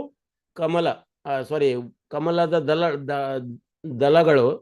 ದಳಗಳು ಸಾರಿ ಮರೇಶ್ ಪ್ರೊನೌನ್ಸಿಯೇಷನ್ ತಪ್ಪು ಮಾಡ್ಲಿಕ್ಕತ್ತಿದ್ದೀನಿ. ದಳಗಳು, ಕಮಲ ಹೂವಿನ ದಳಗಳು ಏನದವಲ್ಲ, ಆ ದಳಗಳು ಏನದವು ಒಂದೊಂದು ಕೂಡ ವೈಕುಂಠಗಳು, ಒಂದೊಂದು ಕೂಡ ವೈಕುಂಠ. ಆ ವೈಕುಂಠದ ಹೆಸರುಗಳು ಉಂಟು. ಆ ಹೆಸರುಗಳಲ್ಲಿ ಜಗನ್ನಾಥಪುರಿ, ದ್ವಾರಕಾ, ಅಯೋಧ್ಯ, ಇವೆಲ್ಲ ವೈಕುಂಠಗಳು. ಇವೆಲ್ಲ ವೈಕುಂಠದ ಹೆಸರುಗಳು. ಅಯೋಧ್ಯದಲ್ಲಿ ರಾಮನಾಗಿರ್ತಾರಲ್ಲಿ, ವಿಷ್ಣು ತತ್ವದ ಇವೆಲ್ಲ ವಿಷ್ಣು ತತ್ವಗಳಲ್ಲಿ ಬರ್ತದೆ. ಸರಿ, ಇವೆಲ್ಲವೂ ಅಲ್ಲಿಯ ಆ ವೈಕುಂಠದ ಮೇನ್ ಒಬ್ರು ಭಗವಾನ್ ಇರ್ತಾರೆ. ಭಗವಾನ್ ಅಂದ್ರೆ ಭಗವಾನನ ಒಂದು ರೂಪ ಇರ್ತದೆ ಆ ವೈಕುಂಠದಲ್ಲಿ, ಐಶ್ವರ್ಯ ಭಾವದಲ್ಲಿ ಇರ್ತದೆ. ಬರೇ ನಮಗೆ ವೈಕುಂಠ ತನಕ ಅಷ್ಟ ನಮಗೆ ಒಂದು ಪರಿಮಿತಿ ಗೊತ್ತಿತ್ತು. ಅಂದ್ರೆ ಬೇರೆ ಶಾಸ್ತ್ರಗಳು ಅಥವಾ ಬೇರೆ ಆಚಾರ್ಯರು ನಮ್ಗೆ ಕೊಟ್ಟಿರುವಂಥದ್ದು ಎಲ್ಲಿವರೆಗೆ ಕೊಟ್ಟಾರ. ಈಗ ರಾಮಾನುಚಾರ್ಯರು ನಮ್ಗೆ ಕೊಟ್ಟರು, ರಾಮಾನುಚಾರ್ಯರು ವೈಕುಂಠದ ವರ್ಣನೆ ಕೊಟ್ಟರು. ನೋಡಿ, ಅಲ್ಲಿರುವಂಥ ಯಾವುದೇ ಅವರು ರಾಮಾನುಚಾರ್ಯರಲ್ಲಿ ಅಥವಾ ಶ್ರೀ ಸಂಪ್ರದಾಯದಲ್ಲಿ ಬೆಳೆದಿರುವಂಥ ಮಂದಿರಗಳನ್ನು ನೋಡಿದಾಗ ಭಗವಾನ್ ಹೇಗಿದ್ದಾರೆ, ಯಾವಾಗಲೂ ರಂಗನಾಥಿಗತೆ ಮಲಗಿರ್ತಾರೆ. ಅಂದರೆ ವಿಷ್ಣುವಿನ ಒಂದು ರೂಪ ಅಥವಾ ನಾರಾಯಣನ ರೂಪ ಅವರು ಆರಾಧಿಸ್ತಾರೆ. ಅಂದ್ರೆ ಅವರು ನಾರಾಯಣ ವೈಕುಂಠದಲ್ಲಿ ಕ್ಷೀರಸಾಗರದ ಮೇಲೆ ಮಲಗಿದ್ದಾರೆ ಅಂತ.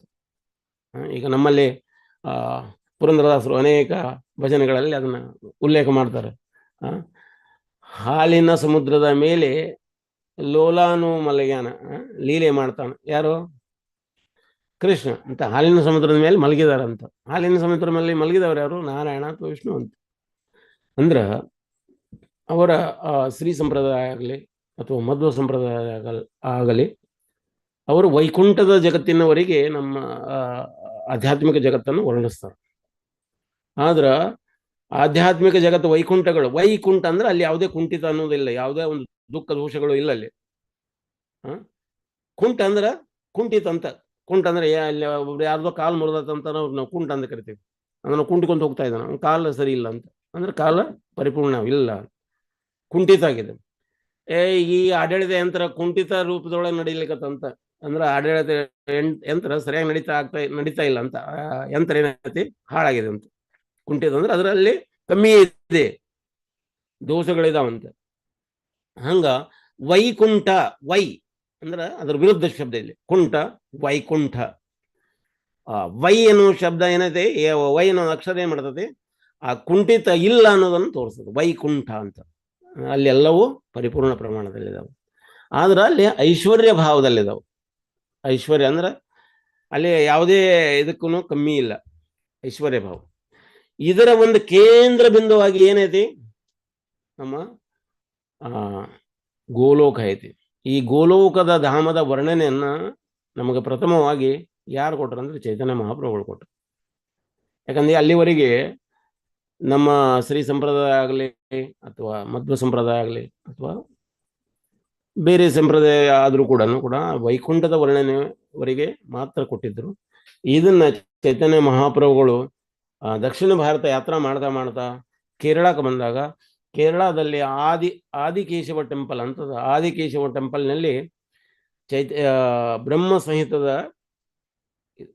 ಸಂಹಿತ ಸಿಕ್ತವರಿಗೆ. ಅಲ್ಲಿ ಅವರು ಸ್ವತಃ ಬ್ರಹ್ಮ ಸಂಹಿತವನ್ನು ತಮ್ಮ ಕೈಯಿಂದ ಅದನ್ನು ಬರ್ಕೊಂಡು ಬಂದರು, ಲಿಪಿ ಮಾಡ್ಕೊಂಡ್ಬಂದು ಅದನ್ನು ಹೇಳಿದರು, ಗೋಲೋಕ ಅಂತ. ಭಗವಾನ್ ಸ್ವತಃ ತಮ್ಮ ಭಗವಾನ್ ಯಾವ ರೂಪದಲ್ಲಿ ಬಂದಿದ್ದಾರೆ, ಕೃಷ್ಣ ಯಾವ ರೂಪದಲ್ಲಿ ಬಂದಿದ್ದಾರೆ, ಗೌರ ಸುಂದರ ಅಥವಾ ಚೈತನ್ಯ ಮಹಾಪ್ರಭುಗಳ ರೂಪದಲ್ಲಿ ಬಂದು ತಮ್ಮ ಇರುವಿಕೆಯನ್ನು ಈ ರೀತಿ ಪ್ರಸ್ತುತ ಮಾಡ್ತಾರೆ. ಯಾಕಂದ್ರೆ ಜನ ನಂಬುದಿಲ್ಲ, ನೀ ದೇವ್ರನ್ನು ಅಂತ ಕೇಳ್ತಾರೆ, ದೇವರಿಗೆ ದೇವ್ರನ್ನೇನು ಅಂತ ಕೇಳುವಂಥ ಪರಿಸ್ಥಿತಿ ಅದು ಕಲಿಯುಗದೊಳಗದ. ನಮ್ಮಲ್ಲಿ ವಿಶ್ವಾಸ ಇಲ್ಲ.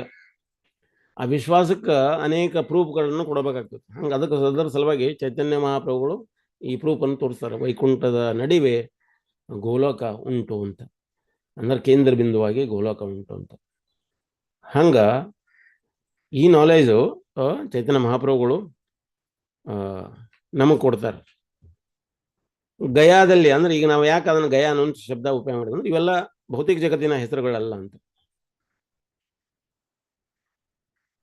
ಬೃಂದಾವನ ದಾಸ್ ಠಾಕೂರ್ ಅವರು ಹೇಳ್ತಾರೆ, ಗೌರ ಸುಂದರ ಯಾವಾಗ ಗಯಾಕ್ ಹೋದ್ರು, ಗಯಾಕ್ ಹೋಗಿ ಅಲ್ಲೇ ಈಶ್ವರಪುರಿಯವರನ್ನು ಭೇಟಿಯಾದರು. ಈಶ್ವರಪುರಿಯವರಿಂದ ಶಿಷ್ಯರಾಗಿದ್ರು. ಅವ್ರು ಈಶ್ವರಪುರಿಯಿಂದ ದೀಕ್ಷಾ ತಗೊಂಡ್ರು, ಅವ್ರು ಶಿಷ್ಯರಾಗಿ ವಾಪಸ್ಸು ನವದೀಪ್ ಬಂದಾಗ ಮೊದಲಿನ ನಿಮಾಯಾಗಿರ್ಲಿಲ್ಲ ಅವರು. ಇವಾಗ ಮೊದಲು ಏನು ತುಂಟತನ ಇತ್ತು, ಮೊದಲು ಏನು ಒಂದು ಆರ್ಗ್ಯುಮೆಂಟ್ ಮಾಡ್ತಿದ್ರು, ಆ ಆರ್ಗ್ಯುಮೆಂಟು, ತುಂಟತನ, ರೋಷ ಆವೇಶಗಳು ಏನಿದ್ವಲ್ಲ ಈಗಿಲ್ಲ. ಈಗ ಅವರು ಏಕದಮ್ ನಮ್ರಾಗಿದ್ರು, ಯಾವಾಗಲೂ ಕೃಷ್ಣನ ನಾಮ ತೊಳ್ತಾ ಇದ್ರು. ಇದನ್ನ ನವದೀಪ್ ಜನ ಏನಿದಾರಲ್ಲ, ನಿವಾಸಿಗಳು ಏನಿದಾರಲ್ಲ, ಏನಿದು ಮೊದಲನಿಗಿಂತ ಎಷ್ಟೊಂದು ನಮ್ರಾಗಿದಾರ, ಇದು ಹೇಗೆ ಸಾಧ್ಯ? ನಿಮಾಯಿ ಪ್ರತಿಯೊಬ್ಬರಿಗೂ ಅಷ್ಟು ತುಂಡತನ ಮಾಡಿ ಕಾಡಿಸ್ತಾ ಇದ್ರು ಅವರು. ಆದ್ರೆ ಕಾಡಿಸುವಂತ ಉದ್ದೇಶ ಆನಂದ ಇರ್ತಿತ್ತು ಅದರಲ್ಲಿ. ನಗಿಸ್ತಾ ಇದ್ರು, ಕೆಲವೊಂದ್ ಕಡೆಗೆ ಅಳಿಸ್ತಾ ಇದ್ರು. ಈಗ ನೋಡಿ, ಒಂದು ಮನಿ ಒಳಗೆ ಹೋದ್ರೆ ಆ ಮಗು ಮಲಗಿತ್ತಂದ್ರೆ ಆ ಮಗುನ ಚೂಟಿ ಎಬ್ಬಿಸ್ತಾ ಇದ್ರು, ಎಬ್ಬಿಸಿ ಅಳಿಸ್ತಾ ಇದ್ರು ಅಂತ. ಕೆಲವೊಮ್ಮೆ ಬೇರೆಯವರ ಮನೆಯಲ್ಲಿ ಹೋಗಿ ರಿಸರ್ಚ್ ಮಾಡಿ ಬರ್ತಿದ್ರಂತೆ. ಹಿಂಗೆಲ್ಲ ಹೇಳ್ತಾರ. ಅಂದ್ರೆ ಬೇರೆ ಬೇರೆ ತುಂಟತನ ಮಾಡೋದು. ಈ ಗಂಗಾ ನದಿಯಲ್ಲಿ ಭಕ್ತರೆಲ್ಲ ಸ್ನಾನ ಮಾಡ್ತಾ ಇರ್ಬೇಕಾದ್ರೆ ಬೆಳಗ್ಗೆ ಗಾಯತ್ರಿ ಮಾಡ್ತಾ ಇದ್ರು. ಗಾಯತ್ರಿ ಮಾಡ್ಬೇಕಾದ್ರೆ ಇವರು ನೀರಿನ ಅಡಿಯಲ್ಲಿ, ಅಂದ್ರೆ ಗಂಗಾ ನದಿಯ ಈಜ್ಲಿಕ್ಕೆ ಹೋಗೋದು, ನೀರಿನ ಅಡಿಯಲ್ಲಿ ಹೋಗಿ ಅವ್ರ ಕಾಲು ಹಿಡಿದು ಅಥವಾ ಅವ್ರ ಧೋತಿ ಹಿಡಿದು ಎಳ್ದು ಬಂದ್ಬಿಡೋದು. ಅವ್ರು ಇಲ್ಲಿ ಗಾಯತ್ರಿ ಮಾಡಕತ್ತಾರ, ಈ ಧೋತಿ ಕಟ್ಕೊಳ್ಳೋದು ಯಾವಾಗ, ಇಲ್ಲ ಕಾಲು ಹಿಡ್ಕೊಳ್ಳೋದು ಯಾವಾಗ, ಗಾಯತ್ರಿ ಮಾಡೋದೆಲ್ಲ ಹೋಗಿ ಹಾಳಾಗಿ ಹೋಗ್ಬಿಡ್ತಿತ್ತು. ಅದನ್ನ ನೋಡಿ ನಗ್ತಾ ಇತ್ತಿದ್ರು ದೂರತ್ತ ಹೋಗಿ. ಅವರೆಲ್ಲ ತಂಗಾಗ್ಬಿಟ್ಟಿತ್ತು. ಅವರೆಲ್ಲ ಜಗನ್ನಾಥ್ ಮಿಶ್ರಾ ಅವರಿಗೆ ಬಂದು ಕಂಪ್ಲೇಂಟ್ ಮಾಡ್ತಿದ್ರು, ನಿನ್ನ ಮಗ ಹೀಗೆ ಮಾಡ್ತಾನೆ ಅಂತ. ಆ ನವದೀಪದ ಹೆಣ್ಣು ಮಕ್ಕಳು, ಕನ್ಯಾಮಣಿಗಳು, ಅವ್ರೇನೈತಿ, ಅವರು ಕಾತ್ಯಾಯಿನಿ ವೃತ ಮಾಡಲಿಕ್ಕೆ ಪೂಜೆ ಮಾಡ್ತಾ ಇರ್ಬೇಕಾದ್ರೆ ನಮಗೆ ಒಳ್ಳೆ ಗಂಡ ಸಿಗ್ಲಿ ಅಂತ ಕಾತ್ಯಾಯಿನಿ ವೃತ ಮಾಡ್ತಾರೆ, ಮಹಾದೇವನ ಪ್ರಾರ್ಥನೆ ಮಾಡ್ತಾರೆ. ಅಂದ್ರೆ ನಮ್ಗೆ ಒಳ್ಳೆ ಗಂಡ ಸಿಗ್ಲಿ ಅನ್ನೋದಕ್ಕೆ ಮಹಾದೇವನ್ನ, ಒಳ್ಳೆ ಹೆಣ್ಣು ಸಿಗ್ಬೇಕು ಅಥವಾ ಕನ್ಯೆ ಸಿಗ್ಬೇಕು ಅನ್ನೋದಕ್ಕೆ ಕಾತ್ಯಾಯನಿ ವೃತ್ತಗಳನ್ನ ಮಾಡ್ತಾರೆ. ಅದನ್ನು ಶಾಸ್ತ್ರದಲ್ಲಿ ಉಲ್ಲೇಖ ಕೊಟ್ಟಿದ್ದದು. ಈವನ್ ಬ್ರಜಭಾಷೆಗಳು ಕೂಡ ಇದನ್ನು ಮಾಡ್ತಾ ಇದ್ರು ಅಂತ. ಕೃಷ್ಣ ಹೋಗಿ ಹೇಳ್ತಾನೆ ಗೋಪಿಯರಿಗೆ, ನೀನು ಸರಿಯಾಗಿ ನಮಗೆ ಇದನ್ನ ಏನು ಬೆಣ್ಣೆ ಕೊಡ್ಲಿಲ್ಲ ಅಂದ್ರೆ ನಾನು ಶಾಪ ಕೊಟ್ಬಿಡ್ತೇನೆ. ಏನು ಶಾಪ ಕೊಡ್ತೇನೆ, ನಿನ್ನ ಮುಂದೆ ಸಿಗುವಂತ ವರ ಏನಿದಲ್ಲ ಅವು ಬಹಳ ಕುರೂಪಾಯ ಆಗಿರ್ಲಿ ಅಂತ. ಯಾಕಂದ್ರೆ ನೀವು ಕಾತ್ಯಾಯನ ವೃತ್ತ ಮಾಡ್ತಾ ಇದ್ರಿ ಅಥವಾ ಮಹಾದೇವನ ವ್ರತಗಳನ್ನ ಮಾಡ್ತಾ ಇದ್ರಲ್ಲ, ನಾನು ಮಹಾದೇವಿಗೆ ಹೇಳ್ತೇನೆ ಅಂತ. ನಿಮಗೆ ಸಿಗುವಂಥವು ಇಲ್ಲ, ಮೊದಲೇ ಮದುವೆ ಆಗಿರ್ಬೇಕು ಅವ್ರಿಗೆ, ಮೊದಲು ಮ್ಯಾಕ್ ಕುರುಪಿ ಆಗಿರ್ಬೇಕು, ಅವನ ಹಲ್ಲು ಇಷ್ಟು ಉದ್ದ ಇರಬೇಕು ಅಂತ ಗಂಡಂದಿರು ಸಿಗ್ತಾರೆ ನಿಮಗೆ ಅಂತ. ಹಾಗೆಲ್ಲ ಹೇಳ್ಬೇಡ ಅಂತ ಕೆಲವೊಮ್ಮೆ ಮಧುಮಂಗಲ ಈ ರೀತಿ ಶಾಪ ಕೊಡ್ತಾನೆ. ನೋಡು, ನಾನು ಬ್ರಾಹ್ಮಣನೇ, ನಾನೇನಾದ್ರು ಶಾಪ ಕೊಟ್ಟನೆ ಅಂದ್ರೆ ನಿಮ್ಗೆ ಹಂಗ ಆಗ್ತದಂತ. ನಾನು ಎಲ್ಲ ಶಾಸ್ತ್ರದ ಅಧ್ಯಯನ, ನಾನು ಬಹಳ ಮೇಧಾವಿ ಇದ್ದೇನೆ ಅಂತ. ಎದ್ರ ಸಲುವಾಗಿ? ಬೆಣ್ಣೆ ಸಲುವಾಗಿ, ಬೆಣ್ಣೆ ಸಲುವಾಗಿ, ಲಡ್ಡು ಸಲುವಾಗಿ ಅಂತ, ಉಂಡಿ ಸಲುವಾಗಿ. ಈ ರೀತಿ ಎಲ್ಲ ನಟಕಟಿ ಅಥವಾ ತುಂಡತನ ಮಾಡ್ತಾ ಇದ್ರು. ಸೇಮ್ ಅದೇ ರೀತಿ ಗೌರ ಸುಂದರ ಕೂಡ, ನಿಮಾಯಿ ಕೂಡ ತುಂಡತನ ಮಾಡ್ತಾ ಇದ್ರು. ಇಂಥ ತುಂಡತನ ಮಾಡುವಂತ ಗೌರ ಸುಂದರ ಈಗ ಏನಾಗಿದ್ದಾರೆ? ನಮ್ರಾಗಿದ್ದಾರೆ. ನೋಡ್ರಿ, ಬಹಳ ತುಂಡತನ ಮಾಡುವಂತ ಮಗು ಒಮ್ಮೆಲೆ ಸೌಮ್ಯ ಆದ್ಬಿಟ್ಲೆ ಏನ್ ಅನ್ಸುತ್ತೆ? ಓ, ಏನ ಇಲ್ಲ, ಬಿಮಾರಿ ಆಗಿರ್ಬೇಕು, ಇಲ್ಲ ಇವನಿಗೆ ಏನೋ ಚೇಂಜ್ ಆಗಿದೆ ಇವನಿಗೆ. ಈ ರೀತಿ ಯೋಚನೆ ಮಾಡ್ತಾ ಇದ್ರು. ಹಂಗ ಜನರು ಇವನ್ನ ವಾರ್ತಾಲಾಪ ನೋಡ್ತಾ ಇದು ಹೆಂಗ್ ಇಷ್ಟೊಂದು ಅನೇಕ ಮಂದಿ ಶ್ರೀವಾಸ್ ಅಂಗನಕ್ಕೆ ಓಡಿ ಬರ್ತಾ ಇದ್ರು. ಶ್ರೀವಾಸ್ ಅಂಗನದಲ್ಲಿ ಅಂದ್ರೆ ಶ್ರೀವಾಸ್ ಠಾಕೂರ್ ಅವರ ಅಂಗಣ ಅಂದ್ರೆ ಅವರ ಮನೆ ವರಾಂಡದಲ್ಲಿ ಒಂದು ಗಿಡ ಇತ್ತು. ಆ ಗಿಡ ಕುಂದಾ ವೃಕ್ಷ ಅಂತ. ಕುಂದಾ ವೃಕ್ಷ ಆಕ್ಚುಲಿ ಒಂದ್ ರೀತಿ ವೈಕುಂಠದ ಜಗತ್ತಿನ ಒಂದು ವೃಕ್ಷ. ಕಲ್ಪತರು. ಅದರಲ್ಲಿ ಬಿಡುವಂತ ಹೂವುಗಳು ಇಷ್ಟೊಂದು ಸುಗಂಧಿತವಾಗಿರುವಂತಹ ಹೂವುಗಳು ಅಂದ್ರೆ, ಆ ಹೂವುಗಳು ಬೇರೆ ಬೇರೆ ಹೂವುಗಳ ಸುಗಂಧನ ಸೂಸ್ತಿದ್ವು, ಪರಿಮಳ ಹರಡ್ತಾ ಇದ್ವು, ಅದರ ಸೌರಭನ ಪರಿಮಳನ ಹರಡ್ತಾ ಇದ್ವು. ಆ ನವದ್ವೀಪದ ಬಹಳಷ್ಟು ಭಕ್ತರು ವೈಷ್ಣವರೆಲ್ಲ ಏನ್ ಮಾಡ್ತಿದ್ರು, ಅವ್ರ ಮನೆ ಮುಂದೆ ಬಂದು ಪುಷ್ಪವನ್ನ ತೆಗೆದುಕೊಂಡು ಅವ್ರೇನೈತಿ ಕೃಷ್ಣಾರ್ಚನೆಗಾಗಿ ಉಪಯೋಗ ಮಾಡ್ತಾ ಇದ್ರು. ಹಿಂಗ ಬರ್ತಾ ಇರ್ಬೇಕಾದ್ರೆ ಒಬ್ರು ಭಕ್ತರು ಓಡಿ ಬರ್ತಾರೆ. ಗೊತ್ತಾ ನಿಮಗೆ ಗೊತ್ತಾ? ನಿಮಾಯಿ ಜಪ ಮಾಡ್ತಾ ಇದ್ದಾನೆ, ನಿಮಾಯಿ ಕೃಷ್ಣ ಕೃಷ್ಣ ಅಂತ ಹೇಳ್ತಾ ಇದ್ದಾನೆ, ನಿಮಾಯಿ ವೈಷ್ಣವನಾಗಿದ್ದಾನೆ, ಗೊತ್ತಾ ನಿಮಗೆ? ಶ್ರೀವಾಸ್ ಠಾಕೂರ್ ಅವ್ರು ನೋಡ್ತಾರೆ, ವಾವ್, ನಮ್ಮ ವೈಷ್ಣವರ ಒಂದು ಸ್ಟ್ರೆಂಗ್ತ್ ಹೆಚ್ಚಿಗೆ ಆಗ್ತು ಅಂತ. ಅಂದ್ರೆ ವೈಷ್ಣವರ ಕುಲ ಬೆಳೆಯಲಿಕ್ಕೆ ಆಗ್ತು ಅಂತ, ವೈಷ್ಣವರ ಕುಲ ಉದ್ಧಾರ ಆಗ್ಲಿಕ್ಕೆ ಅಂತ ಹೇಳ್ತಾ ಇದ್ದಾರೆ ಶ್ರೀವಾಸ್ ಠಾಕೂರ್ ಅವರು.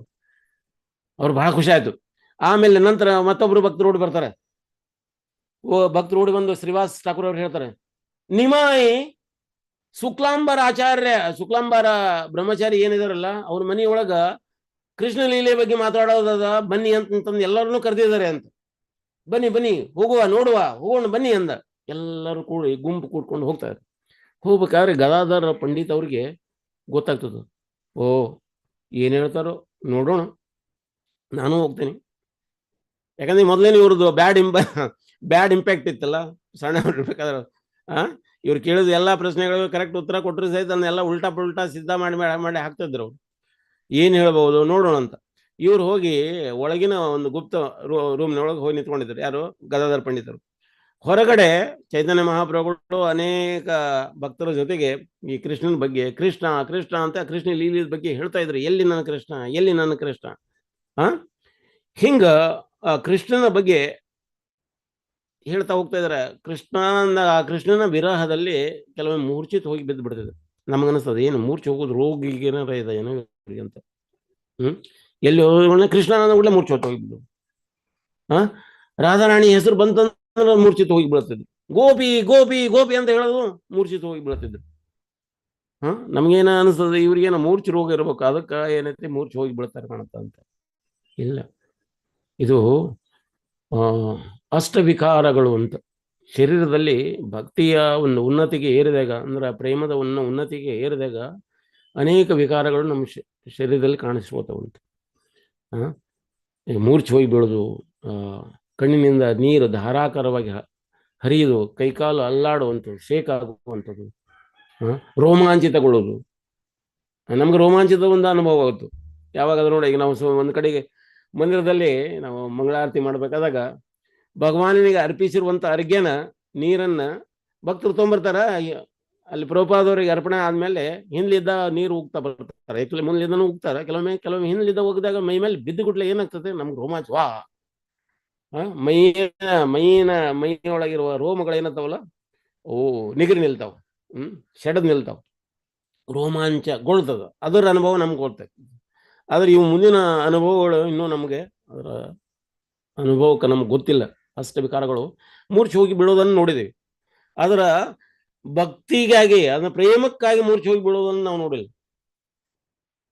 ಮೂರ್ಛೆ ಹೋಗಿ ಬೀಳೋರನ್ನ ನೋಡಿದ್ದೇವೆ. ಹ್ಯಾಂಗ ಈಗ ನೋಡಿ, ಏನು ಬೆಳಗಿಂದ ಊಟ ಮಾಡಿಲ್ಲ ಮಕ್ಕಳು, ಊಟ ಮಾಡಿಲ್ಲ, ಸ್ಕೂಲಿಗೆ ಬಂದಿದಾರ, ಪ್ರೇಯರಿಗೆ ನಿಲ್ಸಿದಾರ, ನಿಂತು ಹೊತ್ನಾಗ ಒಂದ್ ಸ್ವಲ್ಪ ಹೊರಗೆ ಬಿಸಿಲು ಬೀಳ್ತದ. ಬಿಸಿಲು ಬೀಳೋದ್ರಿಂದ ಏನಾಗ್ತೈತಿ, ಡಬಕ್ಕನ್ನು ಬೀಳ್ತಾರ ಅಲ್ಲೇ ಮೂರ್ಛೆ ಹೋಗಿ. ಅವ್ರ ಮಾಸ್ಟರ್ ಹೇಳ್ತಾ ಇದ್ರು, ಏನು ಮಾವಿನಕಾಯಿ ಬಿದ್ದಂಗೆ ಬೀಳ್ತಾವ, ಏನು ಸ್ಟ್ರೆಂಗ್ತೇ ಇಲ್ಲ. ಮಾವಿನಕಾಯಿ ಬಿದ್ದಂಗೆ ಬೀಳ್ತಾರಂತೆ. ಮಾವಿನಕಾಯಿ ಸಣ್ಣ ಮಿಡಿಕಾಯಿ ತಾವ ಉದುರಿ ರಪ್ಪನ ಬೀಳ್ತಾವಲ್ಲ, ಹಂಗೆ ಬೀಳ್ತಾರಂತೆ. ಅದಕ್ಕೆ ಒಂದ್ ಸ್ವಲ್ಪ ಒಳ್ಳೆ ಊಟ, ಒಳ್ಳೆ ತಿಂಡಿ ತಿನ್ಕೊಂಡ್ ಬನ್ನಿ ಅಂತ ಅವರು ಮಕ್ಕಳಿಗೆ ಹೇಳ್ತಾ ಇದ್ರು. ಅಂದ್ರೆ ಮೂರ್ಛೆ ಹೋಗೋದು ಅಂತ. ಮೂರ್ಛೆ ಅಂದ್ರೆ ಮೂರ್ಛೆ ಬೀಳೋದು. ಈಗ ಪೀಡ್ಸ್ ಬರ್ತದೆ, ಕೆಲವು ಪೀಡ್ಸ್ ಬಂದು ತಪ್ಪು ಬೀಳ್ತಾರೆ. ಪೀಡ್ಸ್ ಈಗ ಅದನ್ನ ನೋಡ್ರಿ, ಮೈಯೆಲ್ಲ ಇದಾಗ್ತದ, ಕಂಪನಗೊಳ್ತದೆ. ಆ ಕಂಪನ ಏನಂದ್ರೆ ಈಗ ಈ ರೀತಿ ಪೀಡಿಸ್ ಬಂದು ಬೀಳುವಂತ ಕಂಪನ ಅದು ಬೇರೆ, ಈ ಭಕ್ತಿಯೊಳಗಾಗುವಂತ ಕಂಪನ ಬೇರೆ. ಇದು ಆಧ್ಯಾತ್ಮಿಕ ಜಗತ್ತಿನ ಕಂಪನ. ಇದು ಈ ಕಂಪನದಿಂದ ನಮ್ಮ ಹೃದಯದಲ್ಲಿ ಪ್ರೇಮ ಜಾಸ್ತಿ ಆಗ್ತಾ ಹೋಗ್ತದೆ. ಈ ಪೀಡಿಸ್ ಬರುವಂತ ಕಂಪನದಿಂದ ನಮಗೆ ರೋಗ ಜಾಸ್ತಿ ಆಗ್ತಾ ಹೋಗ್ತದೆ. ಅದಕ್ಕೆ ಅದು ನಿಲ್ಲಿಸ್ಬೇಕನ್ನೋ ಸಲುವಾಗಿ ಕಬ್ಬಣ ಕೊಡ್ತಾರ, ಕೈ ಒಳಗ ಸಲಾಕೆ ಕೊಡ್ತಾರ, ಜಲ್ದಿ ಅದರಿಂದ ಹೊರಗೆ ಬರಲಿ ಅಂತ. ನಮಗೆ ನೋಡ್ಲಿಕ್ಕೆ ಎರಡೂ ಶಬ್ದಗಳು ಒಂದೇ ರೀತಿಯಾಗಿ ಕಾಣ್ತಾವ, ಆದ್ರೆ ಅವೆರಡು ಒಂದೇ ರೀತಿ ಇರುವುದಿಲ್ಲ.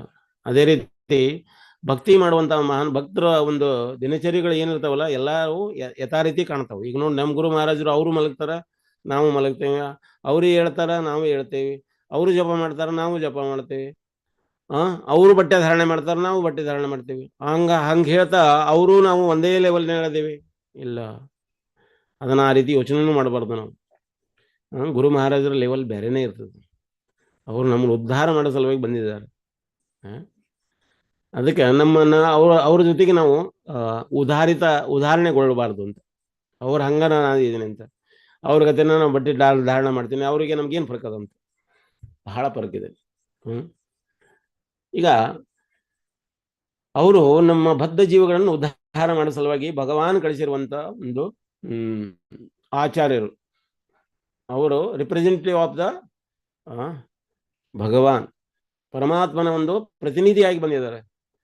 ನೋಡ್ಲಿಕ್ಕೆ ನಮ್ಮ ಹಾಗೆ ಕಾಣ್ಬೋದು, ನೋಡ್ಲಿಕ್ಕೆ ನಮ್ಮ ದಿನಚರಿ ರೀತಿಯನ್ನ ಕಾಣ್ಬೋದು, ಆದ್ರೂ ಕೂಡ ಅವು ದಿವ್ಯ ಅದ. ಅದಕ್ಕೆ ನಾವು ಬಹಳ ರೆಸ್ಪೆಕ್ಟಿವ್ಲಿ, ಗೌರವಿತವಾಗಿ ಅವನ್ನ ಕಾಣಬೇಕು ನಾವು ಅವರು. ಹಾಗೆ ಗದಾಧರದ ರೂಮ್ನ ಒಳಗಿದ್ರಲ್ಲ, ಒಳಗಿದ್ದುಕೊಂಡು ಅವ್ರಿಗೆ ಭಾವಾವೇಶ ಆತೋ. ಅವರು ಕೂಡ ಮೂರ್ಛಿದ್ರು, ಹೋಗಿ ರಪ್ಪನ ಬಿದ್ರು. ಬಿದ್ದಿರುವಂತ ಸೌಂಡ್ ಏನೈತಲ್ಲ, ಥಪ್ ಅಂತ ಸೌಂಡ್ ಕೇಳ್ತದ. ಆ ಸೌಂಡ್ ಕೇಳಿ ಇವ್ರು ಹೊರಗಿದ್ರಲ್ಲ, ಯಾರೋ ಚೈತನ್ಯ ಮಹಾಪ್ರಭುಗಳು ಭಕ್ತರು ಯಾರ ಮನೆಯಲ್ಲಿ, ಶುಕ್ಲಾಂಬರ ಬ್ರಹ್ಮಚಾರ್ಯರ ಮನೆಯೊಳಗಿದ್ರಲ್ಲ, ಅವ್ರು ಯಾರಿದ್ದಾರೆ ಒಳಗ ಅಂತ. ಪ್ರಭು ಬೋಲೆ ಗದಾಧರ ತುಮ್ಸೆ ಸುಕೃತಿ, ಸಾರಿ, ಒಳಗೆ ಯಾರಿದಾರ ಅಂತ ಕೇಳಿದ್ರು. ಒಳಗೆ ಯಾರಿದಾರ ಅಂತ ಅಂದ್ಬಿಟ್ಲೆ ಭಕ್ತರು ಹೇಳಿದ್ರು, ಒಳಗೆ ಗದಾಧರ ಇದ್ದಾರೆ, ನಿಮ್ಮ ಗದಾಧರರಿದ್ದಾರೆ, ಕರೀರಿ ಒಳಗೆ ಹೊರಗೆ ಅಂದ್ರು. ಅವ್ರು ಅವನ್ನ ಎತ್ಕೊಂಬಂದು ನೋಡ್ಬಿಟ್ಲೆ ಅವ್ರು ಮೂರ್ಛಿತ್ ಹೋಗಿದ್ರು, ಮುಖಕ್ಕೆ ನೀರೆಲ್ಲ ಹಾಕಿದ್ರು, ಎದ್ದು ಕುಂತರು ಅವ್ರು.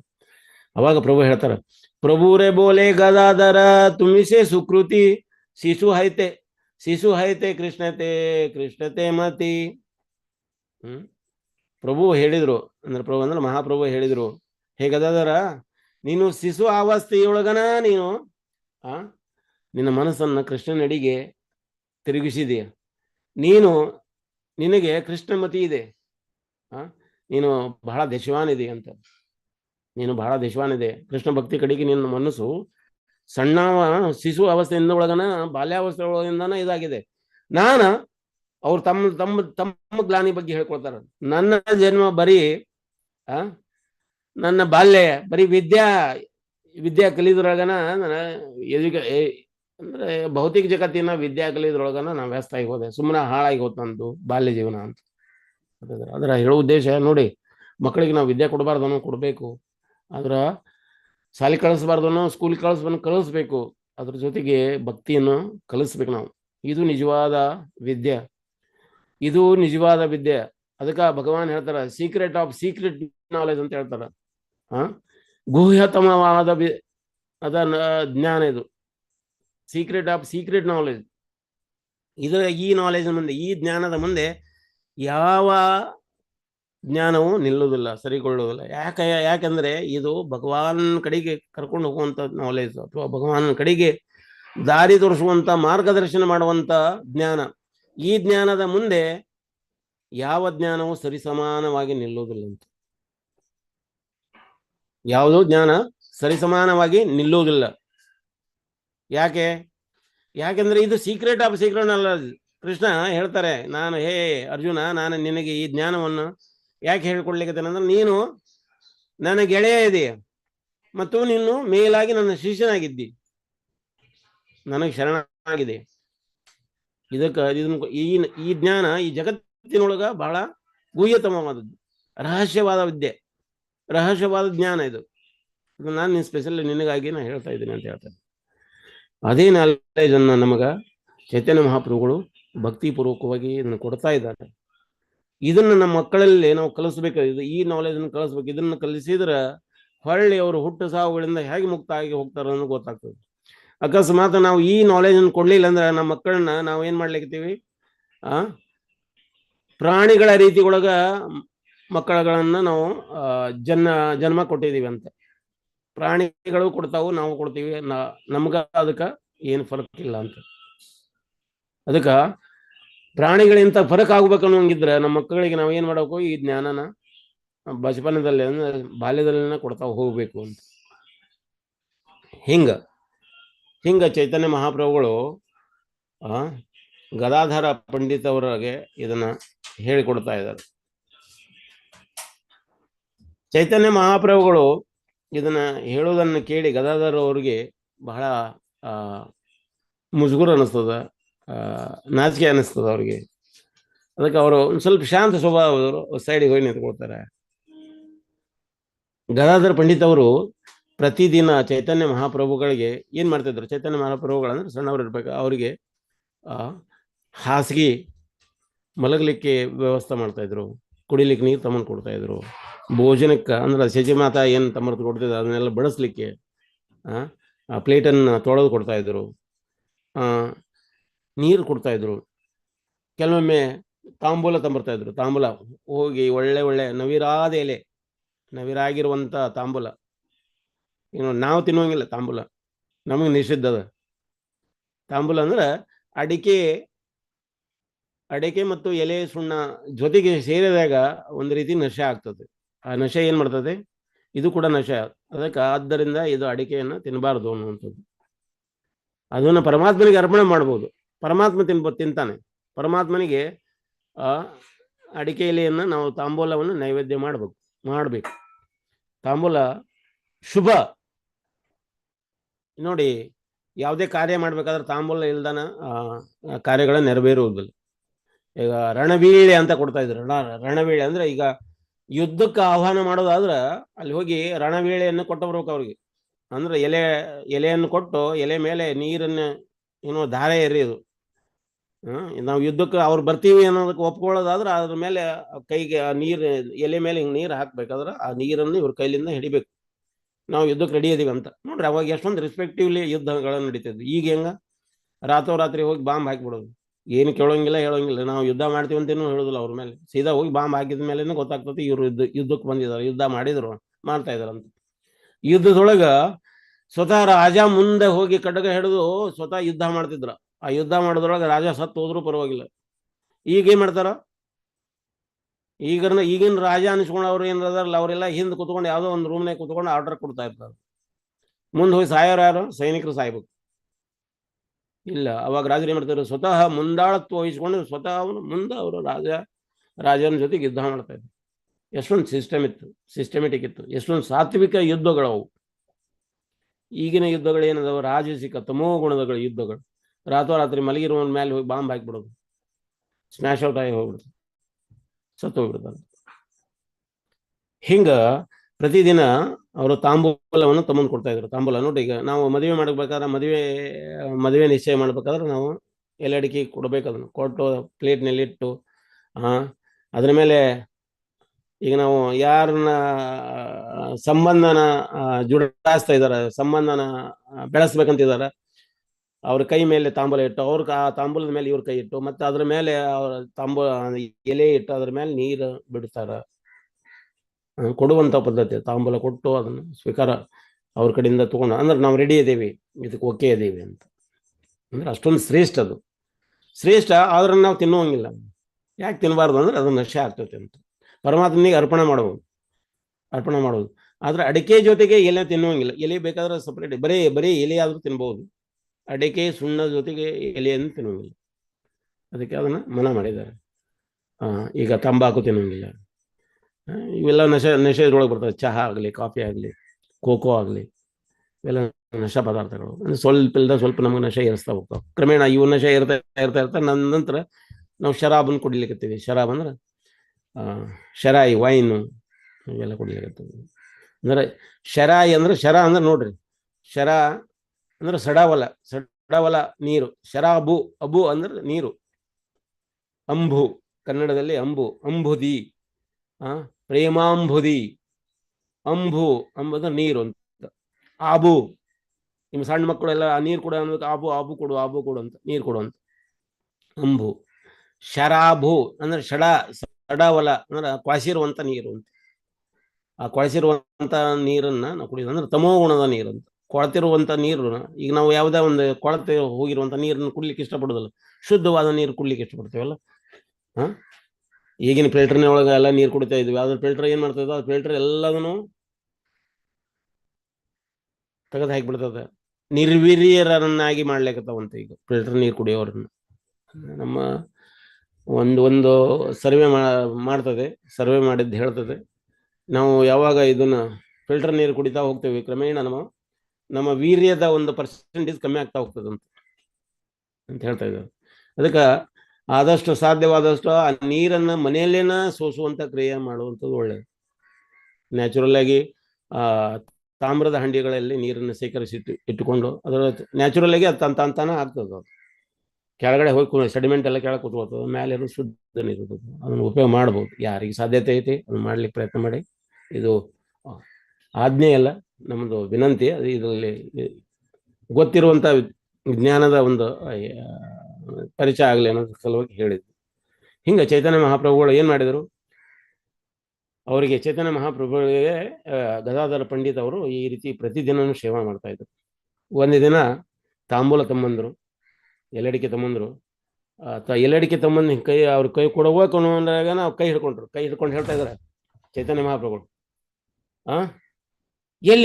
ಎಲ್ಲಿ ಪೀತಾಂಬರಿಯ ನುಟ್ಟ, ಮುಕುಟದಲ್ಲಿ ನವಿಲು ಗರಿಯ ನಿಟ್ಟ, ಲಲಾಟದಲ್ಲಿ ಕಸ್ತೂರಿ ತಿಲಕವನಿಟ್ಟ, ಕರಿ ಮುಂಗುರುಳು ಬಿಟ್ಟು ಪದ್ಮನಯನು ಪದ್ಮವದನನು, ಸಂಪಿಗೆಯ ಮೂಗಿನವನು, ಚಂದ ಹಸ್ಮಿತನು ಮಂದಸ್ಮಿತನು, ಆನಂದದ ರವೀಂದ್ರನು, ಕೌಸ್ತುಭ ಕೊರಳನು, ಕಂಠಿಹಾರ ಬಿರಳನು, ಮುತ್ತುಹಾರ ಮುದ್ದು ಸರಳನು, ಬಾಜು ಬಂದನು ಖಡಗಧರನು, ನೂಪುರ ಗುಂಜಾರದವನು, ಹೆಜ್ಜೆ ಹೆಜ್ಜೆಗೆ ಗೆಜ್ಜಿಸುವವನು, ನುಡಿಸುತ್ತಾ ಕೊಳಲನು, ಎಲ್ಲಿ ಘನಶ್ಯಾಮ ಎಂದು ಮಹಾಪ್ರಭು ಕೇಳಿದ್ರಂತೆ. ಅಂದ್ರೆ ಇದನ್ನ ಒಂದು ರಾಗವಾಗಿ ಹೇಳುವಂತ ಒಂದು ಪದ್ಧತಿ. ಎಲ್ಲಿ ನನ್ನ ಘನಶ್ಯಾಮ, ಎಲ್ಲಿದಾನ ಕೃಷ್ಣ, ಎಲ್ಲಿದಾನ ಅಂತ ಕೇಳ್ತಾ ಇದ್ದಾರೆ. ಯಾರಿಗೆ? ಗದಾಧರ ಪಂಡಿತರಿಗೆ. ಸಚಿ ಮಾತ ಬಹಳ ದುಃಖಿತಲಾದಂತ, ಏನಿದು ಇವ ಯಾಕೆ ಹಿಂಗೆ ಮಾಡ್ತಾ ಇದ್ದಾನೆ ಅಂತ. ಮೊದಲ ಅವ್ರ ಅಣ್ಣ ವಿಶ್ವಾಂಬರ ಸನ್ಯಾಸ ಸ್ವೀಕಾರ ಮಾಡ್ಕೊಂಡು ಹೋಗ್ಬಿಟ್ರು. ಅದ್ರ ಇವ ಈ ರೀತಿ ಮೂರ್ಛಿತಾಗಿ ಬೀಳೋದು ಕೇಳೋದು, ಅದನ್ನ ಕೇಳಿಬಿಟ್ಟು ಅವ್ರ ತಾಯಿಗೆ ಒಂದು ನಮನೆ ಇವನಿಗೇನೋ ರೋಗ ಇದೆ ಅಂತ, ಇವನು ಎಲ್ಲಾರ ಸನ್ಯಾಸಿ ಆಗಿ ಏನಾರು ಹೋಗ್ತಾನೇನಂತ. ಒಮ್ಮೆ ಅದ್ವೈತ ಆಚಾರ್ಯರಿಗೆ ತೋರಿಸಿದ್ರಂತೆ, ನೋಡು ಇವ ಹಿಂಗೆಲ್ಲ ಮಾಡ್ತಾ ಇದ್ದಾನೆ, ನಿಮಗೆಲ್ಲ ಗೊತ್ತು, ಇವ ಹುಚ್ಚು ಹಿಡ್ದೈತವೇನು ನೋಡು ಅಂತ ಅವ್ರು ಹೇಳಿದರು. ಅದ್ವೈತ ಆಚಾರ್ಯರು ಹೇಳಿದರು, ಇವಂಗೆ ಯಾವುದೇ ಹುಚ್ಚು ಅಲ್ಲ, ಇದು ಒಳ್ಳೆ ಹುಚ್ಚು, ಇದು ಈ ಹುಚ್ಚು ಹಿಡಿಬೇಕು ಎಲ್ಲರಿಗೂ ಅಂತ. ಅವ್ರ ತಾಯಿಗೆ ಹೇಳಲಿಕ್ಕೆ ಹೋದ್ರೆ ಅವ್ರು ಕೇಳಿಸ್ಕೊಳ್ತಾ ಇರಲಿಲ್ಲ. ಅಂದ್ರೆ ನೀನು ಹುಚ್ಚನೇ ಆಗಿದೆ ಅಂತ ಅದ್ವೈತ ಆಚಾರ್ಯರಿಗೆ ಅವರು ಬೈತಾರೆ. ಅದರ ಸಲುವಾಗಿ ಮಹಾಪ್ರಕಾಶ ಲೀಲಾದಲ್ಲಿ ಶಚಿ ಮಾತಾಗ ಅವರು ಆಶೀರ್ವಾದ ಮಾಡ್ತಾ ಇರಲಿಲ್ಲ. ಯಾಕಂದ್ರೆ ಅವರು ಅದ್ವೈತ ಆಚಾರ್ಯರಿಗೆ ಇದನ್ನ ವೈಷ್ಣವ ಅಪರಾಧ ಮಾಡಿದ್ರು ಅಂತ. ಆಮೇಲೆ ಅವರು ಬಂದು ಕ್ಷಮಿಸುವಂತ ಹೇಳಿ ಆದ್ಮೇಲೆ ಅದು ಆ ಲೀಲೆ ಒಳಗೆ ಅವ್ರಿಗೆ ಇದು ಆಗ್ತೈತಿ ಅಂತ. ಹಿಂಗ ಶಚಿ ಮಾತಾ ಏನ್ ಮಾಡ್ತಾರೆ, ಬಹಳ ದುಃಖಿತಳಾಗ್ತಾಳೆ, ಎಲ್ಲಿ ಸನ್ಯಾಸ ಸ್ವೀಕಾರ ಮಾಡ್ತಾನೆ ಇವನು ಕೂಡ ಅಂತ. ಅದಕ್ಕೆ ಇವನಲ್ಲಿನೂ ಕೂಡ ನಿಮಾಯಿಯಲ್ಲಿ ಕೂಡ ಯಾವ ಲಕ್ಷಣ ಕಾಣಕತ್ತಾವೋ ಅಣ್ಣನ ಲಕ್ಷಣಗಳನ್ನೇ ಕಾಣಕತ್ತಾವ. ಅದಕ್ಕೆ ಅವ್ರು ಏನ್ ಮಾಡಿದ್ರು, ವಿಷ್ಣು ಪ್ರಿಯ ಅವ್ರ ಹೆಂಡತಿಯನ್ನ ತಮ್ಮಂದು ಅವ್ರ ಮನೆ ಮುಂದೆ ಕೂಡಿಸ್ತಾ ಇದ್ರು. ಅಂದ್ರ ಹೆಂಡತಿಗೆ ಮೋಹಗೊಳ್ಳದವರು ಯಾರು ಈ ಜಗತ್ತಿನಲ್ಲಿ ಅಂತ, ಅದನ್ನ ಆ ಕಾನ್ಸೆಪ್ಟ್ನಲ್ಲಿ ಅವ್ರು ಏನ್ ಮಾಡಿದ್ರು, ವಿಷ್ಣು ಪ್ರಿಯನ ತಮ್ಮಂದು ಅವರು ಈ ರೀತಿ ಏನಾರು ಕೃಷ್ಣ ಅಂತ ಕೇಳಾಗಬೇಕಾದಾಗ ಅವ್ರ ಹೆಂಡತಿ ತಮ್ಮಂದು ಮುಂದೆ ನಿಲ್ಲಿಸ್ತಾ ಇದ್ರು. ಯಾರು? ವಿಷ್ಣುಪ್ರಿಯನ. ಆ ವಿಷ್ಣುಪ್ರಿಯ ನೋಡಿ ಸುಮ್ಮನಾಗ್ತಾರೆ ಇವರು ಅಂತ ತಿಳ್ಕೊಂಡಿದ್ವಿ. ಆದ್ರ ವಿಷ್ಣುಪ್ರಿಯನ್ ನೋಡ್ತಾನ ನೋಡ ಸುಂದರವಾದ ಅವ್ರ ಕಣ್ಣುಗಳು, ಯಾರು ಚೈತನ್ಯ ಮಹಾಪ್ರಭು ಕಣ್ಣುಗಳು ಬಹಳ ಸುಂದರವಾಗಿರೋದು, ಸುಂದರವಾದ ಕಣ್ಣುಗಳು, ಸುಂದರವಾದ ಮುಖವ, ಆ ಸುಂದರವಾದ ಮುಖಾರವಿಂದದಿಂದ ಜ್ವಾಜ್ವಲ್ಯಗೊಳ್ಳುತ್ತಿದ್ದು ಅಂತ. ಜ್ವಾಲೆ ಬೆಂಕಿ ಕೆನ್ನಾಲಿಗೆ ಹೊರಗೆ ಬರ್ತಾ ಇತ್ತು. ಎಲ್ಲಿಂದ? ಆ ಕಣ್ಣುಗಳಿಂದ, ಆ ಮುಖದಿಂದ, ಮೂಗಿನಿಂದ, ಸಿಟ್ಟಿನಿಂದ. ಅದನ್ನ ನೋಡ್ಲಾರ್ದನ ಅವಳಗ ವಿಷ್ಣುಪ್ರಿಯ ಓಡೋಗ್ಬಿಡ್ತಿಲ್ಲ. ಬೇಡಪ್ಪ ಇವರು ಸಹವಾಸನ ಬೇಡ ಅಂತ ಓಡೋಗ್ಬಿಡ್ತಿಲ್ಲ ಅಂತ. ಇವನಿಗೆ ಯಾವುದೂ ವರ್ಕೌಟ್ ಆಗ್ತಾ ಇಲ್ಲಲ್ಲ, ಏನ್ ಮಾಡೋದು ಅಂತ ಯಾರೋ ಸಚಿ ಮಾತಾಜಿಗೆ ಚಿಂತೆ. ಕೆಲವೊಮ್ಮೆ ಗದಾಧರ ಪಂಡಿತ್ ಅವ್ರಿಗೆ ಹೇಳ್ತಾರೆ, ನೋಡು ನೀ ಬಾಲ್ಯದಿಂದನೂ ಇವನ್ ಜೊತೆಗೆ ಕೂಡ್ಕೊಂಡಿದೆ, ಬಾಲ್ಯದಿಂದ ಗುರುಕುಲಕ್ಕೆ ಹೋಗುದು, ಇವನ್ ಎಲ್ಲ ಆಟ ಪಾಠಗಳಲ್ಲಿ ನೀನು ಸಹಪಾಠಿಯಾಗಿದೆ. ದಯವಿಟ್ಟು ಇವ ಎಲ್ಲಿ ಹೋಗಿ ಮೂರ್ಛೆ ಹೋಗಿ ಎಲ್ಲರೂ ಬಿದ್ದಿದ್ದಾನು, ಆ ನೀರಿನಲ್ಲಿ ಮುಳುಗಿ ಹೋಗಿದ್ದಾನು, ಗಿಡದ ಮೇಲೆ ಹತ್ಕೊಂತು ಏನೋ ಮಾಡಕ್ ಹೋಗಿ ಮೂರ್ಛೆ ಹೋಗಿ ಬಿದ್ದನಂದ್ರೆ, ಕೆಳಗೆ ಬಿದ್ದನಂದ್ರೆ ತಲೆ ಒಡೆದು ಹೋಗ್ತದೆ. ತಾಯಿ ಒಂದು ನೋಡು ಪ್ರೇಮ. ಅದಕ್ಕೆ ನೀನು ಯಾವಾಗಲೂ ಇವನ್ಗ ಜೊತೆಗೆ ಇರು, ಇವನ್ ಯಾವಾಗಲೂ ಜೀವನ ಪರ್ಯಂತ ಇವನ್ ನೋಡ್ತಾ ಇರು ಅಂತ. ಎಂದು ಬಿಟ್ಟು ಹೋಗಬೇಡ ಇವನ್ ಜೀವನ ಪರ್ಯಂತ. ಮುಂದ ಇದೇ ರೀತಿ ಹಿಂಗ್ ನಡೀತಾ ಹೋಗ್ಬೇಕಾದ್ರ ಜನರೆಲ್ಲ ಏನ್ ಮಾಡ್ತಿದ್ರು, ತಮ್ಮ ಗುರುಕುಲದೊಳಗ ಇರುವಂತ ಮಕ್ಕಳು, ಈಗ ನಿಮಾಯಿ ಗುರುಕುಲ ನಡೆಸ್ತಾ ಇದ್ರು ಆ ಟೈಮ್ನಲ್ಲಿ. ಆಲ್ರೆಡಿ ಆ ಗುರುಕುಲದಲ್ಲಿರುವಂತ ಒಬ್ಬ ಶಿಷ್ಯ ಹೇಳಿದ್ರು, ಇವರು ಚೈತನ್ಯ ಮಹಾಪ್ರಭು ಕೆಲವೊಮ್ಮೆ ಗೋಪಿ ಕೃಷ್ಣ ವೃಂದಾವನ ಅಂತ ಕರಿತಿದ್ರು. ಅವ್ರು ಒಂದಿನ ಇವರು ಗೋಪಿ ಅಂತ ಕರೀಲಿಕ್ಕಿದ್ರು. ಆ ಒಬ್ಬ ಶಿಷ್ಯ ಏನು ಗೋಪಿ ಅಂತ ಕರಿತಾ ಇದೆ? ನಮ್ಮ ಎಲ್ಲ ಶಾಸ್ತ್ರ ಗ್ರಂಥಗಳು ಏನೇನು ಹೇಳ್ತಾವೆ? ಕೃಷ್ಣನನ್ನು ನೆನೆ, ಭಗವಾನ. ರಾಮನನ್ನು ನೆನೆ, ಭಗವಾನ. ನರಸಿಂಹ ಅಂತ ಹೇಳ್ಬೇಕು, ಭಗವಾನ. ಇದೇನು ಗೋಪಿ ಅಂತ ಹೇಳ್ತಾ ಇದೆ? ಇವರು ಚೈತನ್ಯ ಮಹಾಪ್ರಭು ಏನ್ ಮಾಡಿದ್ರು, ನನ್ನ ಶಿಷ್ಯ ನನಗ ವಿರೋಧ ಮಾಡ್ತಾನೆ ಅಂತ ಹೇಳ್ಬಿಟ್ಟು ದಂಡ ತಗೊಂಡು ಅವನ್ ಬೆನ್ನ ಹತ್ತಿ ಹೊಡ್ಲಿಕ್ಕೆ ಓಡ್ತಾ ಇರ್ಬೇಕಾದ್ರೆ ಅವ ಶಿಷ್ಯ ಉಸಿರು ಬಿಡೋನ್, ದಾರಿ ಬಿಡು ಅಂಬಾರೆ, ಮೊದ್ಲು ಹೋಗ್ತೇನೆ, ಮುಂದೆ ಹೋಗ್ತೇನೆ, ಬಿಡಿ ಅಂತ ಓಡ್ತಾ ಇದ್ರು. ಅಲ್ಲಿರುವಂತ ಜನರದಲ್ಲಿ ಯಾಕೆ ಓಡ್ತಾ ಇದೆ? ಅವ ನಿಮಾಯಿ ಬರ್ತಾ ಇದ್ದಾನ, ಯಾಕೆ ಬರ್ತಾ ಇದ್ದಾನ? ಹೊಡಿಲಿಕ್ಕೆ ಬರ್ತಾನೆ. ಯಾಕೆ ಹೊಡಿತಾ ಇದ್ದಾರ? ಅವ ಗೋಪಿ ಅಂತ ಇದ್ದ. ಯಾವ ಶಾಸ್ತ್ರದಲ್ಲಿ ಹೇಳಿದ ಗೋಪಿ ಅಂತ? ಶಾಸ್ತ್ರದಲ್ಲಿ ಹೇಳಿದ್ದಪ್ಪ, ನಮ್ಮ ಕೃಷ್ಣನ ಬಗ್ಗೆ ಹೇಳಿದಾರ. ಕೃಷ್ಣ ಅಂದ್ರೆ ಮುಕ್ತರಾಗ್ತಾರೆ ಅಂತ ನಾ ಅದನ್ನ ಹೇಳಿದೆ. ಅದ್ರ ಸಲುವಾಗಿ ಸಿಟ್ಟಿಗೆದ್ದು ಬಡಿಗೆ ತಗೊಂಡು ಹೊಡಿಲಿಕ್ಕೆ ಬರ್ತಾ ಇದ್ದ. ನಾನು ಏನಂತ ತಿಳ್ಕೊಂಡಿದ್ದಾನ? ಅವ ಏನೈತೆ ಜಗನ್ನಾಥ ಮಿಶ್ರರ ಮಗ ಆಗಿರಬಹುದು, ಸಚಿ ಮಾತನ ಮಗನಾಗಿರಬಹುದು. ನಾನು ಬ್ರಾಹ್ಮಣಿಗೆ ಹುಟ್ಟಿದವ. ನೋಡು ನನ್ನ ಕಡೆಗಿನೂ ಇಲ್ಲೇ ಜನಿವಾರ ಇದೆ ಅಂತ ಜನಿವಾರ ತೋರಿಸ್. ಇವನಿಗೆ ಏನ್ ಅನ್ಕೊಂಡಿದ್ದಾನೆ? ಇವ ಏನ್ ದೊಡ್ಡ ವ್ಯಕ್ತಿ ಅನ್ಕೊಂಡ್ಬಿಟ್ಟಿದ್ದಾನೆ.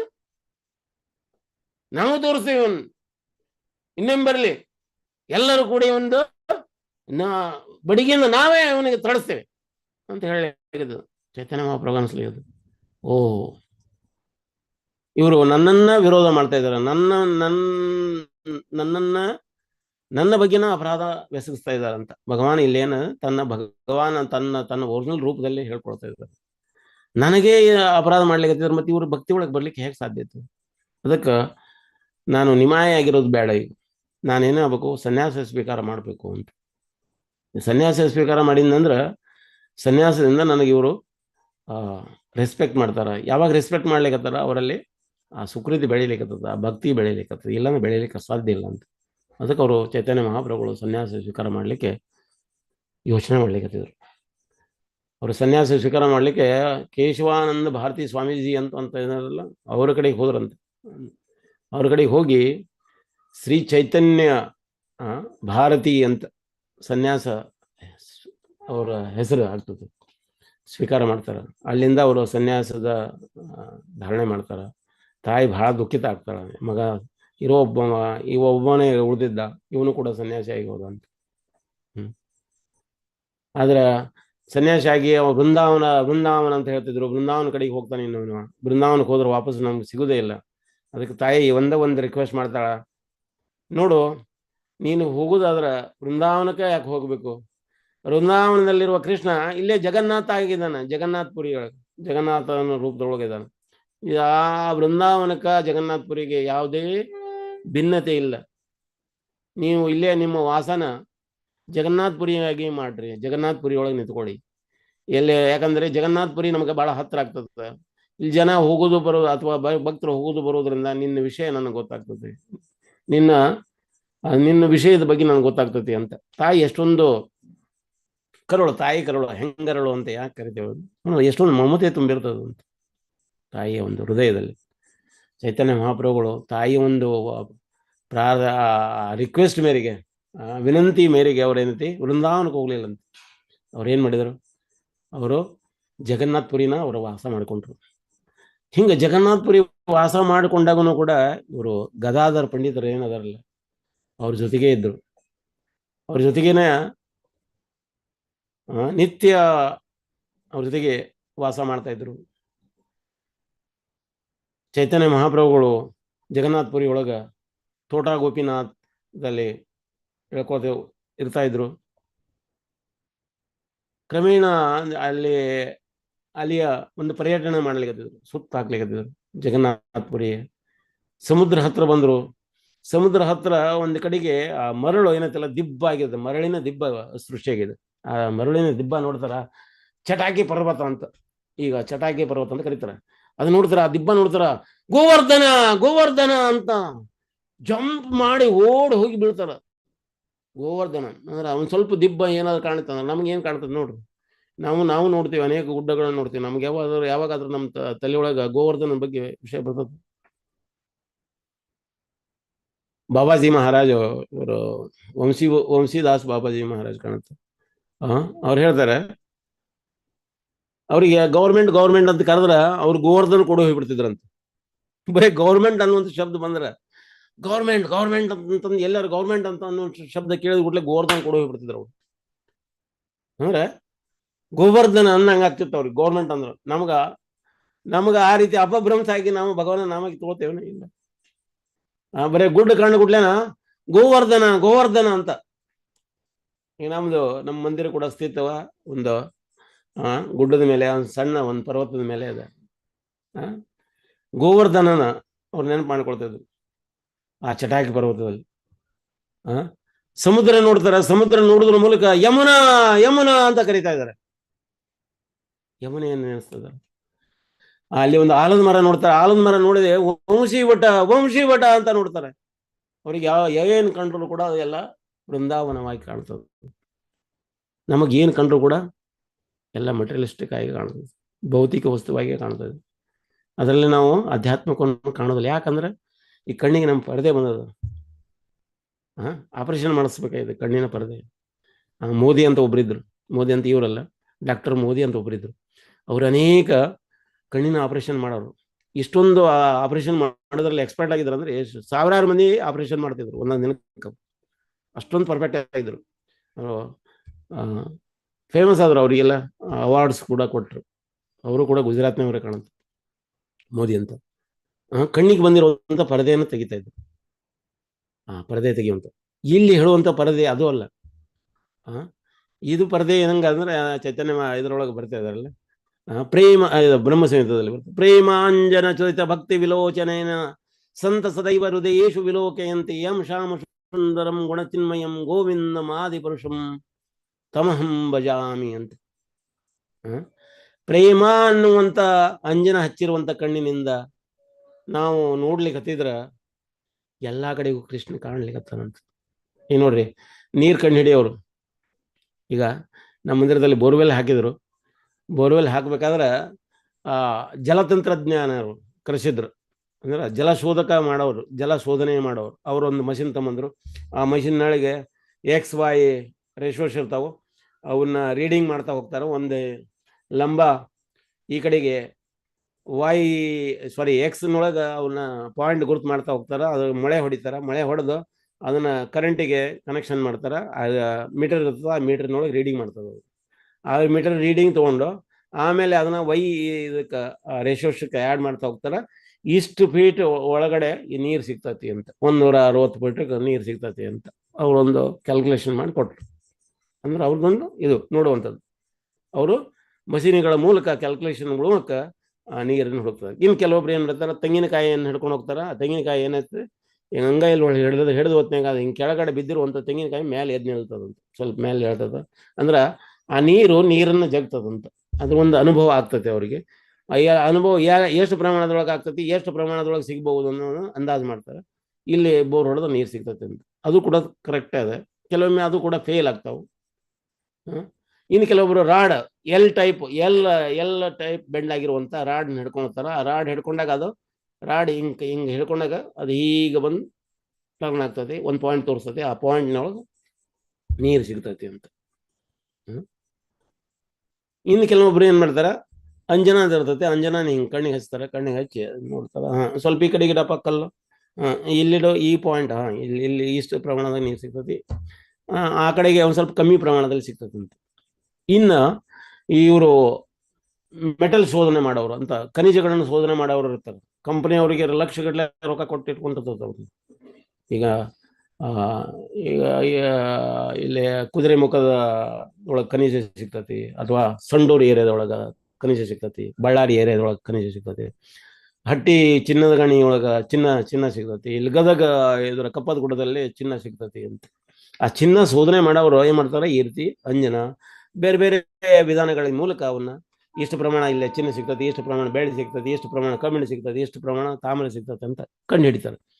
ಹಂಗ ಪ್ರೇಮ ಅನ್ನುವಂಥ ಅಂಜನ ಕಣ್ಣಿಗೆ ಹಚ್ಚಿರುವಂತ ಅಂಜನ ಹಚ್ಚಿರುವಂತ ಕಣ್ಣಿನಿಂದ ನಾವು ನೋಡ್ಲಿಕ್ಕೆ ಹತ್ತಿದ್ರ ಪ್ರೇಮಾಂಜನ ಚುರಿತ ಭಕ್ತಿ ವಿಲೋಚನೇನ ಸಂತ ಸದೈವ ಹೃದಯೇಶು ವಿಲೋಕಯಂತಿ. ಅಂತ ವ್ಯಕ್ತಿ, ಅಂತ ಭಕ್ತ ಯಾವಾಗಲೂ ತನ್ನ ಹೃದಯದೊಳಗೆ ಭಗವಾನನನ್ನು ನೋಡ್ತಾನೆ ಇರ್ತಾನೆ. ಅವ್ರು ಕೇಳ್ತಾ ಇದಾರ, ಎಲ್ಲಿ ನನ್ನ ಕೃಷ್ಣ ಎಲ್ಲಿ ಅಂತ ಕೇಳ್ತಾ ಇದ್ದಾಗ ಯಾರೋ ಗದಾಧರ ಪಂಡಿತರು ಹೇಳ್ತಾರ, ಕೃಷ್ಣ ನಿಮ್ಮ ಹೃದಯದಲ್ಲೇ ಅದಾನಂತ. ಹೃದಯದಲ್ಲಿ ಇದ್ದಾನೆ ಅಂತ ಅಂದ್ರೆ ಇದನ್ನು ಸನ್ಯಾಸ ಸ್ವೀಕಾರ ಮಾಡೋಕ್ಕಿಂತ ಮೊದಲೇ ಹೃದಯದಲ್ಲಿ ಇದ್ದಾನೆ.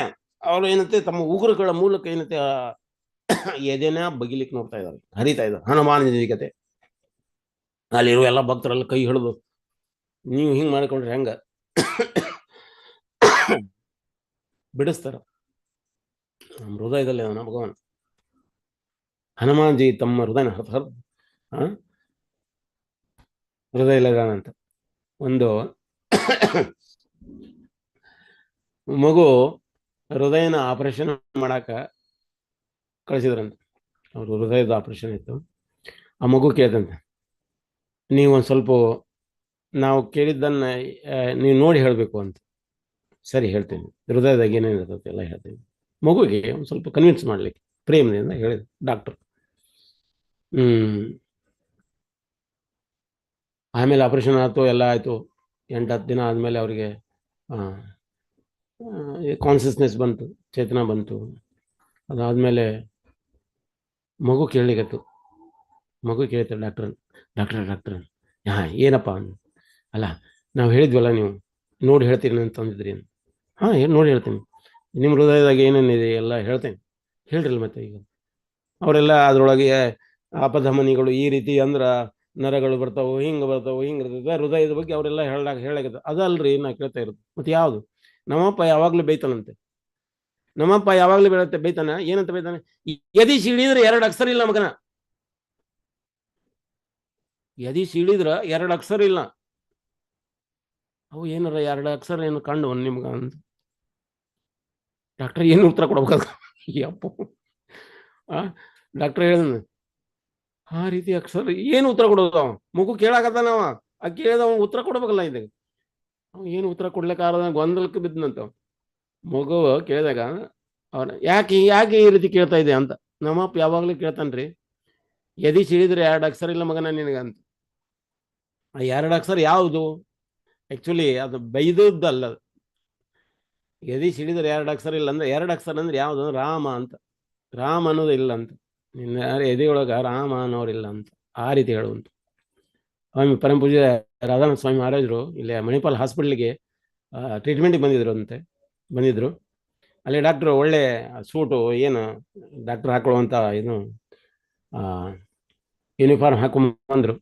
ಮಹಾರಾಜರು ಜಪ ಮಾಡ್ತಾ ಕುಂತಿದ್ರು. ಹಾಂ, ಏನು ಪ್ರಾಬ್ಲಮ್ ನಿಮ್ಮದು? ಏನು problem? What is your problem ಅಂತ ಕೇಳಿದ್ರು. ಮಹಾರಾಜರು ಅಗ್ದಿ ನಮ್ರವಾಗಿ ಹೇಳಿದ್ರು, ನನ್ನ ಪ್ರಾಬ್ಲಮ್ ಏನಂದ್ರೆ, ನನ್ನ ಜಪ ಮಾಡ್ಬೇಕಾದ್ರೆ ನನ್ನ ಮನಸ್ಸು ಒಂದು ಕಡೆ ಸ್ಥಿರವಾಗಿ ನಿಲ್ಲೋದು, ಅದು ನನ್ನ ಪ್ರಾಬ್ಲಮ್. ಡಾಕ್ಟರ್ ಇಲ್ಲಿ ಏನು ಪ್ರಾಬ್ಲಮ್ ಅಂತ ಹೇಳಿದ್ರು. ಎಷ್ಟೊಂದು ಉಬ್ಬಿ ಹೋಗಿದ್ರಲ್ಲ ಅವರು, ಡೌನ್ ಆದ್ರು. ಇದಕ್ಕೆ ನಮ್ಮ ಕಡೆಗೆ ಯಾವುದೇ ರೀತಿ ಟ್ರೀಟ್ಮೆಂಟ್ ಇಲ್ಲ ಮಹಾರಾಜರೇ, ದಯವಿಟ್ಟು ಕ್ಷಮಿಸಿ. ನನ್ನ ಮನಸ್ಸು ನಿಲ್ತಾ ಇಲ್ಲ ಜಪ ಮಾಡೋದಕ್ಕೆ. ಯಾವ ರೀತಿ ಟ್ರೀಟ್ಮೆಂಟ್ ಕೊಡ್ಲಿಕ್ಕೆ ಆಗ್ತದೆ ಡಾಕ್ಟರ್? ಸಾಧ್ಯ ಇಲ್ಲ. ಹಿಂಗ ಚೈತನ್ಯ ಮಹಾಪ್ರಭುಗಳು ಜಗನ್ನಾಥಪುರಿ ಒಳಗೆ ಯಾವ ಗಿಡ ಕಂಡ್ರು, ಯಾವ ಪರ್ವತ ಕಂಡ್ರು, ಸಮುದ್ರ ಕಂಡ್ರು, ಅಲ್ಲೆಲ್ಲ ಕೃಷ್ಣನ್ನೇ ಹುಡುಕ್ತಾ ಇದ್ದಾರೆ. ಸಮುದ್ರ ಕಂಡಾಗ ಯಮುನಾ ಯಮುನಾ ಅಂತ ಕೂಗ್ತಾ ಇದ್ರು. ಹಿಂಗ ಚೈತನ್ಯ ಮಹಾಪ್ರಭುಗಳಿಗೂ ಗದಾಧರ ಪಂಡಿತಿಗೆ ಸಮುದ್ರದ ಒಂದು ತಟದಲ್ಲಿ ಮಣ್ಣನ್ನು ಆ ಕಡೆ ಈ ಕಡೆ ಸರಿಸ್ಬೇಕಾದಾಗ ಅದೇನೋ ಸಿಕ್ತು. ಹೇ ಗದಾಧರ್ ಇಲ್ಲಿ ಬಾ ನೋಡಿದು ನನಗೆ ಖಜಾನೆ ಸಿಗ್ಲಿಕ್ಕತ್ತದ, ಖಜಾನೆ. ನೋಡ್ತಾ ಇದ್ರ ಆದ್ರೆ ಅಲ್ಲಿ ಮಣ್ಣನ್ನು ಆ ಕಡೆ ಈ ಕಡೆ ಸರಿಸಿದಾಗ ಅಲ್ಲಿ ಅವರಿಗೆ ಕೃಷ್ಣನ ಒಂದು ವಿಗ್ರಹ ಸಿಕ್ತು. ಆ ವಿಗ್ರಹ ಹೇಳಿ, ಇದು ಕೃಷ್ಣನ ವಿಗ್ರಹ ಅಲ್ಲ, ಇವರು ಗೋಪಿನಾಥ್ ಅಂತ, ಅಂದ್ರೆ ಗೋಪಿ ಅದಾರ ಅಂತ. ಆ ಕಡೆ ಈ ಕಡೆಗೆ ವಿಶಾಖ, ಲಲಿತಾ ವಿಶಾಖರ ರಾಧಾರಾಣಿಯರದಾರ. ಅದಕ್ಕೆ ಇದು ಇವ ಗೋಪಿನಾಥ ಅಂತ. ಅದನ್ನ ಅವನು ಪ್ರತಿಷ್ಠಾಪನೆ ಮಾಡಿದಾರ, ತೋಟ ಗೋಪಿನಾಥ್ ಅಂತ. ಅದನ್ನ ಗದಾಧರ ಅವರಿಗೆ ವಹಿಸ್ಕೊಟ್ರು. ಗದಾಧರ ಅವ್ರು ಪ್ರತಿದಿನ ಅದನ್ನ ಪೂಜೆ ಮಾಡ್ತಾ ಇದ್ರು. ಹಿಂಗ ಚೈತನ್ಯ ಮಹಾಪ್ರಭುಗಳು ನಿತ್ಯ ಲೀಲಾ ಮಾಡ್ತಾ ಇದ್ರು. ಪ್ರತಿದಿನ ಗದಾಧರ ಪಂಡಿತ ಅವ್ರೇನು ಅಲ್ಲಿ ಹೇಳ್ಕೊಂಡಿದ್ರಲ್ಲ ತೋಟ ಗೋಪಿನಾಥಲ್ಲಿ, ಅಲ್ಲೇ ನಿತ್ಯ ಭಾಗವತಂ ಸ್ಟಡಿ ಮಾಡ್ತಾ ಇದ್ರು, ಭಾಗವತಂ ಹೇಳ್ತಾ ಇದ್ರು. ಅದನ್ನ ಕೇಳಾಕ ಚೈತನ್ಯ ಮಹಾಪ್ರಭುಗಳು ಜಗನ್ನಾಥ ಪುರಿಯಿಂದ ನಡ್ಕೊಂಡ್ ಬರ್ತಾ ಇದ್ರು. ಬಂದು ಅವ್ರಿಗೆ ಭಾಗವತಂ ಕೇಳಿಸ್ಕೊಂಡು ಹೋಗ್ತಾ ಇದ್ರು. ಯಾರಾದರೂ ಈಗ ದೊಡ್ಡವರಾದ್ಮೇಲೆ ದೊಡ್ಡ ವ್ಯಕ್ತಿಗಳ ಕಡೆಗೆ ಹೋಗಿ ನಾವು ಭಾಗವತಂ ಕೇಳಿಸ್ಬೇಕಾಗ್ತದೆ. ಆ ದೊಡ್ಡ ವ್ಯಕ್ತಿನೇ ಬಂದು ಇವ್ರ ಕಡೆ ಬಂದು ಭಾಗವತಂ ಕೇಳ್ತಾ ಇದ್ರು ಅಂತ. ಅಂದ್ರ ಗದಾಧರ ಪಂಡಿತ್ ಅವರು ಎಷ್ಟೊಂದು ರಸವತ್ತಾಗಿ ಮತ್ತು ಪ್ರೇಮಪೂರ್ವಕವಾಗಿ ಭಾಗವತಮನ್ನ ವಿವರವಾಗಿ ವಿವರಣೆಯನ್ನ ಕೊಡ್ತಾ ಇದ್ರು. ಅಂದ್ರೆ ಚೈತನ್ಯ ಮಹಾಪ್ರಭುಗಳು ವಾ ಕೇಳ್ತಾ ಕೆಲವೊಂದು 3 ಚೊತ್ತು ಹೋಗ್ತಿದ್ರಂತ ಭಾಗವತಂ ಕ್ಲಾಸ್ನಲ್ಲಿ. ನಮ್ಗೆ ಯಾವಾಗ ಅನುಭವ ಆಗಿದೆ. ನಾವು ಭಾಗವತಂ ಕೇಳ್ತಾ ಮೂರ್ಛಿತಾಗಿ ಹೋಗೋದ್ರಲ್ಲಿ ನಿದ್ರೆ ಬಂದ್ಬಿಡ್ತೇವೆ. ನಿದ್ರೆ ಬಂದು ರಪ್ಪನ ಪಕ್ಕದ ಇರುವಂತ ಭಕ್ತರ ಒಂದು ತೊಡಿ ಮ್ಯಾಗ ರಪ್ಪನ ಬೀಳ್ತೇವೆ ನಾವು. ಅವ್ರು ಹೇಳಿ ಬಿಚ್ಕೊಂಡ್ಸ್ತಾವ. ನಮಗೇನ್ ಮಾಡ್ತೈತೆ, ನಮ್ಗೆ ನಿದ್ರೆ ಬರ್ತದೆ ಭಾಗವತಂ ಕ್ಲಾಸ್ನಲ್ಲಿ. ಚೈತನ್ಯ ಮಹಾಪ್ರಭುಗಳು ಏನ್ ಮಾಡ್ತಾ ಇದಾರ, ಭಾಗವತಂ ಕ್ಲಾಸ್ನಲ್ಲಿ ಅವ್ರು ಬರೇ ಭಾಗವತಂದ ವರ್ಣನೆ ಮಾಡ್ತಾ ಇರ್ಬೇಕಾರೆ, ಕೃಷ್ಣ ಲೀಲೆ ವರ್ಣನೆ ಮಾಡ್ತಾ ಇರ್ಬೇಕು. ಅದನ್ನ ಚೈತನ್ಯ ಮಹಾಪ್ರಭುಗಳು ಮೂರ್ಛಿತ ಹೋಗಿ ಬೀಳ್ತಾ ಇದ್ರು. ಅವ್ರಿಗೆ ಬೇರೆ ಮತ್ತೆ ನೀರು ಹಾಕಿ ಎಷ್ಟೊತ್ತಿನ ಬಳಿಕ ಅವರು ಇದ್ರೊಳಗ ಜಾಗೃತ ಅವಸ್ಥೆ ಒಳಗೆ ಬರ್ತಾ ಇದ್ರು. ಹಿಂಗ ಚೈತನ್ಯ ಮಹಾಪ್ರಭುಗಳು ದೂರ ಭಾಗವತಂ ಕೇಳೋ ಸಲುವಾಗಿ ಅಲ್ಲಿ ಬರ್ತಿದ್ರು. ಭಾಗವತಂದಲ್ಲಿ ಸ್ಪೆಷಲಿ ಧ್ರುವ ಮಹಾರಾಜರು, ಪ್ರಹ್ಲಾದ್ ಮಹಾರಾಜರ ಕಥೆಯನ್ನ ಎಷ್ಟೊಂದು ನೂರಾರು ಬರೆ, ಸಾವಿರಾರು ಬರೆ ಆ ಭಾಗವತಂ ಕ್ಲಾಸ್ನಲ್ಲಿ ಧ್ರುವ ಮಹಾರಾಜರ ಬಗ್ಗೆ ಕಥೆ ಹೇಳ್ರಿ ಅದನ್ನೇ ಹೇಳ್ತಾ ಇದ್ರು. ಪ್ರಹ್ಲಾದ್ ಮಹಾರಾಜರ ಬಗ್ಗೆ ನೋಡ್ರಿ ಎಷ್ಟೊಂದು ಅದ್ಭುತವಾಗಿರುವಂತ ವ್ಯಾಖ್ಯಾನಗಳು. ಅದನ್ನ ಚೈತನ್ಯ ಮಹಾಪ್ರಭು ಸ್ವತಃ ಭಗವಾನ್ ತನ್ನ ವರ್ಣನೆ ತಾನು ಕೇಳಿಸ್ಕೊಳ್ಳಿಕ್ಕೆ ಪ್ರಯತ್ನ ಪಡ್ತಾ ಇದ್ದಾನೆ. ಅದನ್ನ ನಮ್ಗೆ ಹೇಳಿಕೊಡ್ತಾ ಇದ್ದಾನೆ. ಈವನ್ ರಾಮಲೀಲಾದೊಳಗನು ಕೂಡ, ಈ ಚೈತನ್ಯ ಲೀಲಾದೊಳಗಾಗ್ಲಿ ಅಥವಾ ಕೃಷ್ಣ ಲೀಲಾದಲ್ಲಿ ಆದ್ರೂ ಕೂಡ ಕೃಷ್ಣ ಒಬ್ಬ ವ್ಯಕ್ತಿ ಅಲ್ವಾ. ಆ ವ್ಯಕ್ತಿ ನಾವು ಏನ್ ಮಾಡ್ತಾನೆ, ತನ್ನ ಬಗ್ಗೆ ಯಾರೋ ಏನೋ ಹೊಗಳ್ತಾ ಇದಾರೆ ಅಂದ ಕೂಡಲೇ ಅವನಿಗೆ ಕುತೂಹಲ ಆಗ್ತದೆ. ಏನ್ ಹೇಳ್ಬೋದು ನನ್ನ ಬಗ್ಗೆ ಇವರು, ಏನ್ ಹೇಳ್ಬೋದು ಅಂತ ಕೇಳಿಸ್ಕೊಳ್ಳಿಕ್ಕೆ ಆ ಕ್ಲಾಸ್ನಲ್ಲಿ ಬಂದು ಕುತ್ಕೊಳ್ತಾರೆ. ಈಗ ಯಾರು ಮಾತಾಡ್ತಾ ಇರ್ತಾರೆ ಅವ್ರ ಪಕ್ಕಕ್ಕೆ ಬಂದು ನಿಂತ್ಕೊಳ್ತಾರಂತ. ಇದರದ್ದು ಒಂದು ಕತೆ ಹೇಳಿದ್ವಿ ನಾವು, ಶ್ರೀ ಸಂಪ್ರದಾಯದಲ್ಲಿ ಬರುವಂತ ಕಥೆಗಳು. ಆ 3 ಮಂದಿ ಭಕ್ತರು, ಮಳೆ ಬರ್ತಾ ಇತ್ತು, ಒಬ್ರು ಮಲಗಿದ್ರು. ಆ ಗವಿಯೊಳಗ ಒಬ್ಬರೇ ಮಲಗುವಷ್ಟು ಜಾಗ. ಇನ್ನೊಬ್ರು ಬಂದ್ರು, ನಾಕಿಂಗ್ ಮಾಡಿದ್ರು, ನಾವು ಬರ್ಬೋದೇ ಮಳೆ ಬರ್ಲಿಕ್ಕೆ ಅಂದ್. ಆಯ್ತು, ಇಲ್ಲಿ ಮಲಗ್ಲಿಕ್ಕೆ ಜಾಗ ಇಲ್ಲ ಅಂತ. ಮಲಗ್ಲಿಕ್ಕೆ ಜಾಗ ಇಲ್ಲ ಅಂದ್ರೆ ಕುತ್ಕೊಳ್ಬಹುದಲ್ಲ ಇಬ್ರು ಒಂದು. ಆಯ್ತು ಬನ್ನಿ ಅಂತ ಕುತ್ಕೊಂಡ್ರು. ಅಲ್ಲೆಲ್ಲ ಕತ್ಲು, ಲೈಟ್ ಇರ್ಲಿಲ್ಲ, ಏನಿರ್ಲಿಲ್ಲ. ಕುತ್ಕೊಂಡ್ರು. ಭಕ್ತರು ಕುತ್ಕೊಂಡಾರ ಅಂದ್ರೆ ಸುಮ್ಮನೆ ಕುತ್ಕೊಳ್ಳೋದಲ್ಲ, ಭಗವಾನ್ ಲೀಲೆ ಬಗ್ಗೆ ಮಾತಾಡ್ತಾ ಇದ್ರು. ಇನ್ನೊಬ್ರು ಬಂದ್ರು, ನಾಕಿಂಗ್ ಮಾಡಿದ್ರು. ಹಲೋ, ಹರೇ ಕೃಷ್ಣ ಅಂದ್ರು. ನಾವು ಇಬ್ರು ಕುತ್ಕೊಳ್ಳಿಕ್ಕೆ ಜಾಗ ಇದೆ ಇಲ್ಲೇ, ಮತ್ತೊಬ್ರು ಇಲ್ಲಿ ಒಳಗೆ ಕೂಡ್ಲಿಕ್ಕೆ ಆಗುದಿಲ್ಲ. ಮತ್ತೊಬ್ರು ಕೂಡ್ಲಿಕ್ಕೆ ಆಗ್ಲಿಲ್ಲ ಅಂದ್ರೆ ನಾವು ನಿಂತ್ಕೋಬಹುದಲ್ಲ. ನಿಂತ್ಕೋಬಹುದು. 3 ಬಂದು ಸೇರ್ಕೊಂಡು ಅವರು 3 ಮಂದಿ ನಿಂತ್ಕೊಂಡು ಕೃಷ್ಣನ ಬಗ್ಗೆ ಹೇಳ್ತಾ ಇದ್ದಾರೆ, ಮಾತಾಡ್ತಾ ಇದ್ದಾರೆ. ಇವಾಗ 3 ಮಂದಿ ಬಂದು ನಿಂತ್ಕೊಂಡ್ರು ಕೂಡ ನಿಂತ್ಕೊಳ್ಳಿಕ್ಕೆ ಒಳ್ಳೆ ಜಾಗ ಇತ್ತು ಅವ್ರು. ಆದ್ರೆ ಈಗ ಟೈಟ್ ಆಗ್ಲಿಕ್ಕತ್ತು. ಹಿಂದೆ ಮುಂದೆ ಯಾರೋ ಓದ್ತಾ ಇದಾರಂತ. ಯಾಕೆ ಇಷ್ಟೊಂದು ಟೈಟ್? ನಾವು ಇರೋದು 3 ಜನ. 4ನೇದವ್ರು ಯಾರು ಬಂದವರು ಆ 4ನೇದವ್ರು ಯಾರು ಬಂದಿದ್ದಾರಂದ್ರೆ ಭಗವಾನ್ ಸ್ವತಃ ಅಷ್ಟು ಇಕ್ಕತ್ರವಾದ ಜಾಗದೊಳಗೆ ಹೋಗಿ ಭಗವಾನ್ ಏನ್ ಹೇಳ್ತಾರೆ ಇವ್ರು ನನ್ನ ಬಗ್ಗೆ, ಏನು ಹೇಳ್ತಾ ಇದ್ದಾರೆ ಅಂತ ಅಂದ್ರೆ ಶ್ರವಣ ಮಾಡ್ಲಿಕ್ಕೆ ಭಗವಾನ್ ಸ್ವತಃ ಬಂದು ನಿಂತ್ಕೊಂಡ್ರಂತೆ.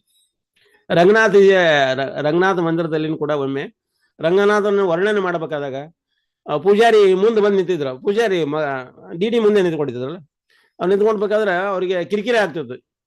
ಏನು ಹೇಳಿರ್ತಾರ ಇವರು ಅಂತ. ಅವ್ರು ಏನು ಹೇಳ್ತಾ ಇದಾರೆ ಅಂತಂದು ಏನೋ ಪೂಜಾರಿ ಇದ್ರಲ್ಲ ಅವ್ರ ಮೇಲೆ ಕೈ ಇಟ್ಟು ಅವರು ಹಿಂಗ ಗದ್ದ ಇಟ್ಟು ಕೇಳಿದ್ರು, ಯಾರು ಇವ್ರು ನನ್ನ ಮೇಲೆ ಗದ್ದ ಇಟ್ಟು ಇಷ್ಟೊಂದು ಜೋರಾಗಿ ಭಾರ ಹಾಕಿದವ್ರು ಯಾರಂತ ಹೊಳೆ ನೋಡಿದ್ರ ರಂಗನಾಥಿ. ಭಗವಾನ್ ತನ್ನ ಕಥೆಯನ್ನ ಕೇಳಿಸ್ಕೊಳ್ಳಿಕ್ಕೆ ಉತ್ಸಾಹಿತನಾಗಿದ್ದಾರೆ. ಆದ್ರೆ ನಾವು ಅವನ ಹೆಸರು ಹೇಳೋದಕ್ಕೆ ಉತ್ಸಾಹಿತರ ಆಗಬೇಕು. ಹೇಳೋದ್ರ ಮೂಲಕ ಇವತ್ತಿನ ಈ ಕ್ಲಾಸಿಗೆ ನಾವು ವಿರಾಮ ಮಾಡುವ. ಎಸ್ಪೆಷಲಿ ಗದಾಧರ ಪಂಡಿತ್ ಅವರ ನಿನ್ನೆ ಇತ್ತು ಅವ್ರದ್ದು ಆವಿರ್ಭಾವ ದಿನ. ನಿನ್ನೆ ಅವರ ಒಂದು ಪಾವನ ದಿನ. ಅವರು ಅಂಥದ್ದೊಂದು ನಾವು ನೆನಪು ಮಾಡಿಕೊಳ್ಬೇಕು ಅನ್ನೋ ಒಂದು ಸಲುವಾಗಿ ಕ್ಲಾಸಸ್ ಮಾಡಿದ್ವಿ. ನಾವು ಆ್ಯಕ್ಚುಲಿ ರಾಮಾಯಣದ ಸೀರೀಸ್ನೊಳಗಿದ್ವಿ, ರಾಮ ಕಥೆಯನ್ನು ಮಾಡ್ತಾ ಇದ್ವಿ. ಹಿಂಗ ಭಕ್ತರ ಒಂದು ಜೀವನಿ, ಭಕ್ತರ ಒಂದು ಜೀವನದಿಂದ ನಾವು ಕಲಿಯುವಂಥದ್ದು ಬಹಳ ಇದೆ.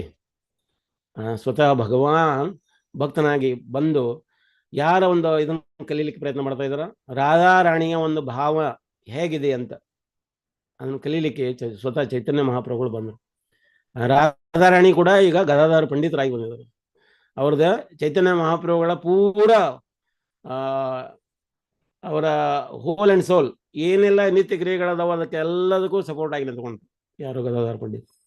ಸೇಮ್ ಈಗ ನೋಡ್ರಿ, ಈಗ ಪತ್ನಿ ಆದವರು ಏನು ಮಾಡ್ತಾರ, ಪತಿಗೆ ಎಲ್ಲ ರೀತಿ ಅಡಿಗೆ ಮಾಡೋದ್ರ ಮೂಲಕ ನೀರು, ಮನೆ, ಮಕ್ಕಳು ಎಲ್ಲವನ್ನು ಸಂಭಾಳಿಸ್ತಾರೆ. ಸೇಮ್ ಅದೇ ರೀತಿ ಇಲ್ಲಿ ಗದಾಧರ ಪಂಡಿತ್ ಅವರು ಚೈತನ್ಯ ಮಹಾಪ್ರಭುಗಳ ಎಲ್ಲ ನಿತ್ಯ ಕ್ರಿಯೆಗಳಿಗೆ ಅನುಕೂಲ ಆಗುವುದರ ಮೂಲಕ ಭಕ್ತಿಯಲ್ಲಿ ಉನ್ನತಿಯನ್ನು ಸಾಧಿಸಿದರು. ಚೈತನ್ಯ ಮಹಾಪ್ರಭುಗಳ ಒಂದು ಅತ್ಯದ್ಭುತವಾದ ಒಂದು ಲೀಲೆ ಗದಾಧರ ಪಂಡಿತ್ ಅವರು ಅದಕ್ಕೆ ಇನ್ವಾಲ್ವ್ ಆಗಿದ್ರು ಅಂತ. ಈಗ 350 ಭಕ್ತರಲ್ಲೇ ಈ ಗದಾಧರ ಪಂಡಿತರ ಬಗ್ಗೆ ಹೆಸರು ಬರುವುದಿಲ್ಲ. ಅದ್ರಲ್ಲಿ ಬರುವುದಿಲ್ಲ ಅಂತ ಹೇಳ್ಬಿಟ್ಟು ಅವರು ದೊಡ್ಡ ಮಹಾನ್ ಭಕ್ತರಲ್ಲ ಅಂತಲ್ಲ. ನೋಟ್ ಮಾಡಿರುವಂಥದ್ರಲ್ಲಿ ಹಾಗಿದೆ ಅಂತ. ಇಲ್ಲಿಗೆ ನಾವು ಕ್ಲಾಸಿಗೆ ವಿರಾಮ ಮಾಡುವ. ಗದಾಧರ ಪಂಡಿತರಿಗೆ ಜಯವಾಗಲಿ, ಚೈತನ್ಯ ಮಹಾಪ್ರಭುಗಳಿಗೆ ಜಯವಾಗಲಿ. ಹರೇ ಕೃಷ್ಣ. ಯಾರ್ದಾದ್ರೂ ಪ್ರಶ್ನೆಗಳು?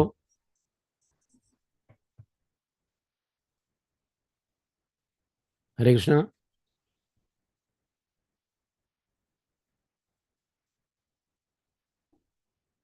ಹರೇ ಕೃಷ್ಣ. ಹರೇ ಕೃಷ್ಣ ಗುರುಜಿ. ಹರೇ ಕೃಷ್ಣ ಮಾತಾಜಿ. ಎಸ್, ಧನ್ಯವಾದಗಳು ಪ್ರಭುಜಿ. ಹರೇ ಕೃಷ್ಣ. ಹರೇ ಕೃಷ್ಣ. ಧನ್ಯವಾದಗಳು ಪ್ರಭುಜಿ. ಇದರಲ್ಲಿ ಏನಾದರೂ ತಪ್ಪುಗಳು ಕಂಡು ಬಂದ್ರೆ ಕ್ಷಮಿಸಿ ಮಾತಾಜಿ, ಯಾಕಂದ್ರೆ ಇದು ದೊಡ್ಡದು.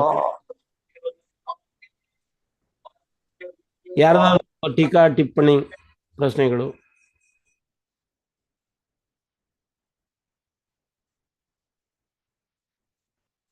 ನಾವು ಇದರಲ್ಲಿ ಹೇಳಬೇಕಾದ್ರೆ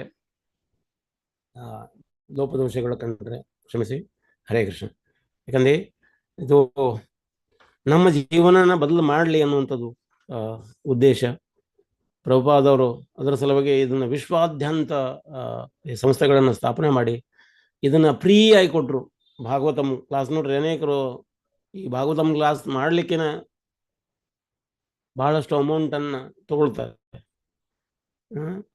ಅವ್ರು ನೇರವಾಗಿ 10ನೇ ಸ್ಕಂದದಿಂದನ ಉಲ್ಲೇಖಗಳನ್ನ ಕೊಡ್ತಾ ಹೋಗ್ತಾರೆ. ಆದರೆ ಆ ರೀತಿ ಇರುವಂಥ ಸಪ್ತಾಹಗಳು, ಆ ರೀತಿ ಇರುವಂಥ ಕಥೆಗಳು ನಮ್ಮ ಜೀವನ ಬದಲಾವಣೆ ತರುವುದಿಲ್ಲ. ನಿಜವಾಗಲೂ ಕಳಕಳಿ ಎಲ್ಲಿದೆ ಅಂದ್ರೆ ನೋಡ್ರಿ, ಒಂದು ಪ್ರಭುಪಾದವರು ಕೊಟ್ಟಿರುವಂಥದ್ರಲ್ಲೇ ಇದೆ ಕಳಕಳಿ, ಜೀವದ ಒಂದು ಕಳಕಳಿ. ಬರ್ನಿಂಗ್ ಕಂಪ್ಯಾಷನ್ ಅಂತ ಕರೀತಾರೆ. ಪ್ರಭುಪಾದವ್ರದ್ದು ಒಂದು ಬರ್ನಿಂಗ್ ಕಂಪ್ಯಾಷನ್ ಅಂದರೆ ಅವರ ಒಂದು ಆ ಕರುಣೆ ಏನಿದೆಲ್ಲ, ಆ ಕರುಣೆ ಜೀವದ ಒಂದು ಕರುಣೆ. ಅದಕ್ಕಾಗಿ ಕೊಟ್ಟಿದ್ದಾರೆ. ಇವನು ಅಷ್ಟೊಂದು ಟೈಮ್ ತೆಗೆದು ಇವನ್ನ ಗ್ರಂಥಗಳನ್ನು ನಮಗಾಗಿ ಕೊಟ್ಟಿದ್ದಾರೆ. ಇದನ್ನು ಓದಲಿಕ್ಕೆ ಪ್ರಯತ್ನ ಪಡಬೇಕು, ಕೇಳಲಿಕ್ಕೆ ಪ್ರಯತ್ನ ಪಡಬೇಕು. ಅದರಲ್ಲಿ ನಾವು ಒಬ್ರು ಕೂಡ. ಹರೇ ಕೃಷ್ಣ. ಸರಿ, ನಿಮ್ಮ ಟೈಮ್ ನಾವು ಬಹಳ ತಗೊಳ್ತಾ ಇದ್ದೀವಿ, ದಯವಿಟ್ಟು ಕ್ಷಮಿಸಿ. ಯಾಕಂದರೆ ಇದು ಬಹಳ ವಿವರವಾಗಿರುವಂಥ ಕಥೆಗಳು, ಇದಕ್ಕಾಗಿ ಟೈಮ್ ಬೇಕಾಗ್ತದೆ. ಇಲ್ಲಿಗೆ ನಾವು ಮುಗಿಸುವ. ಹರೇ ಕೃಷ್ಣ. ಹರೇ ಕೃಷ್ಣ ಪ್ರಭು. ಹರೇ ಕೃಷ್ಣ. ಹರೇ ಕೃಷ್ಣ ಪ್ರಭು. ಹರೇ ಕೃಷ್ಣ.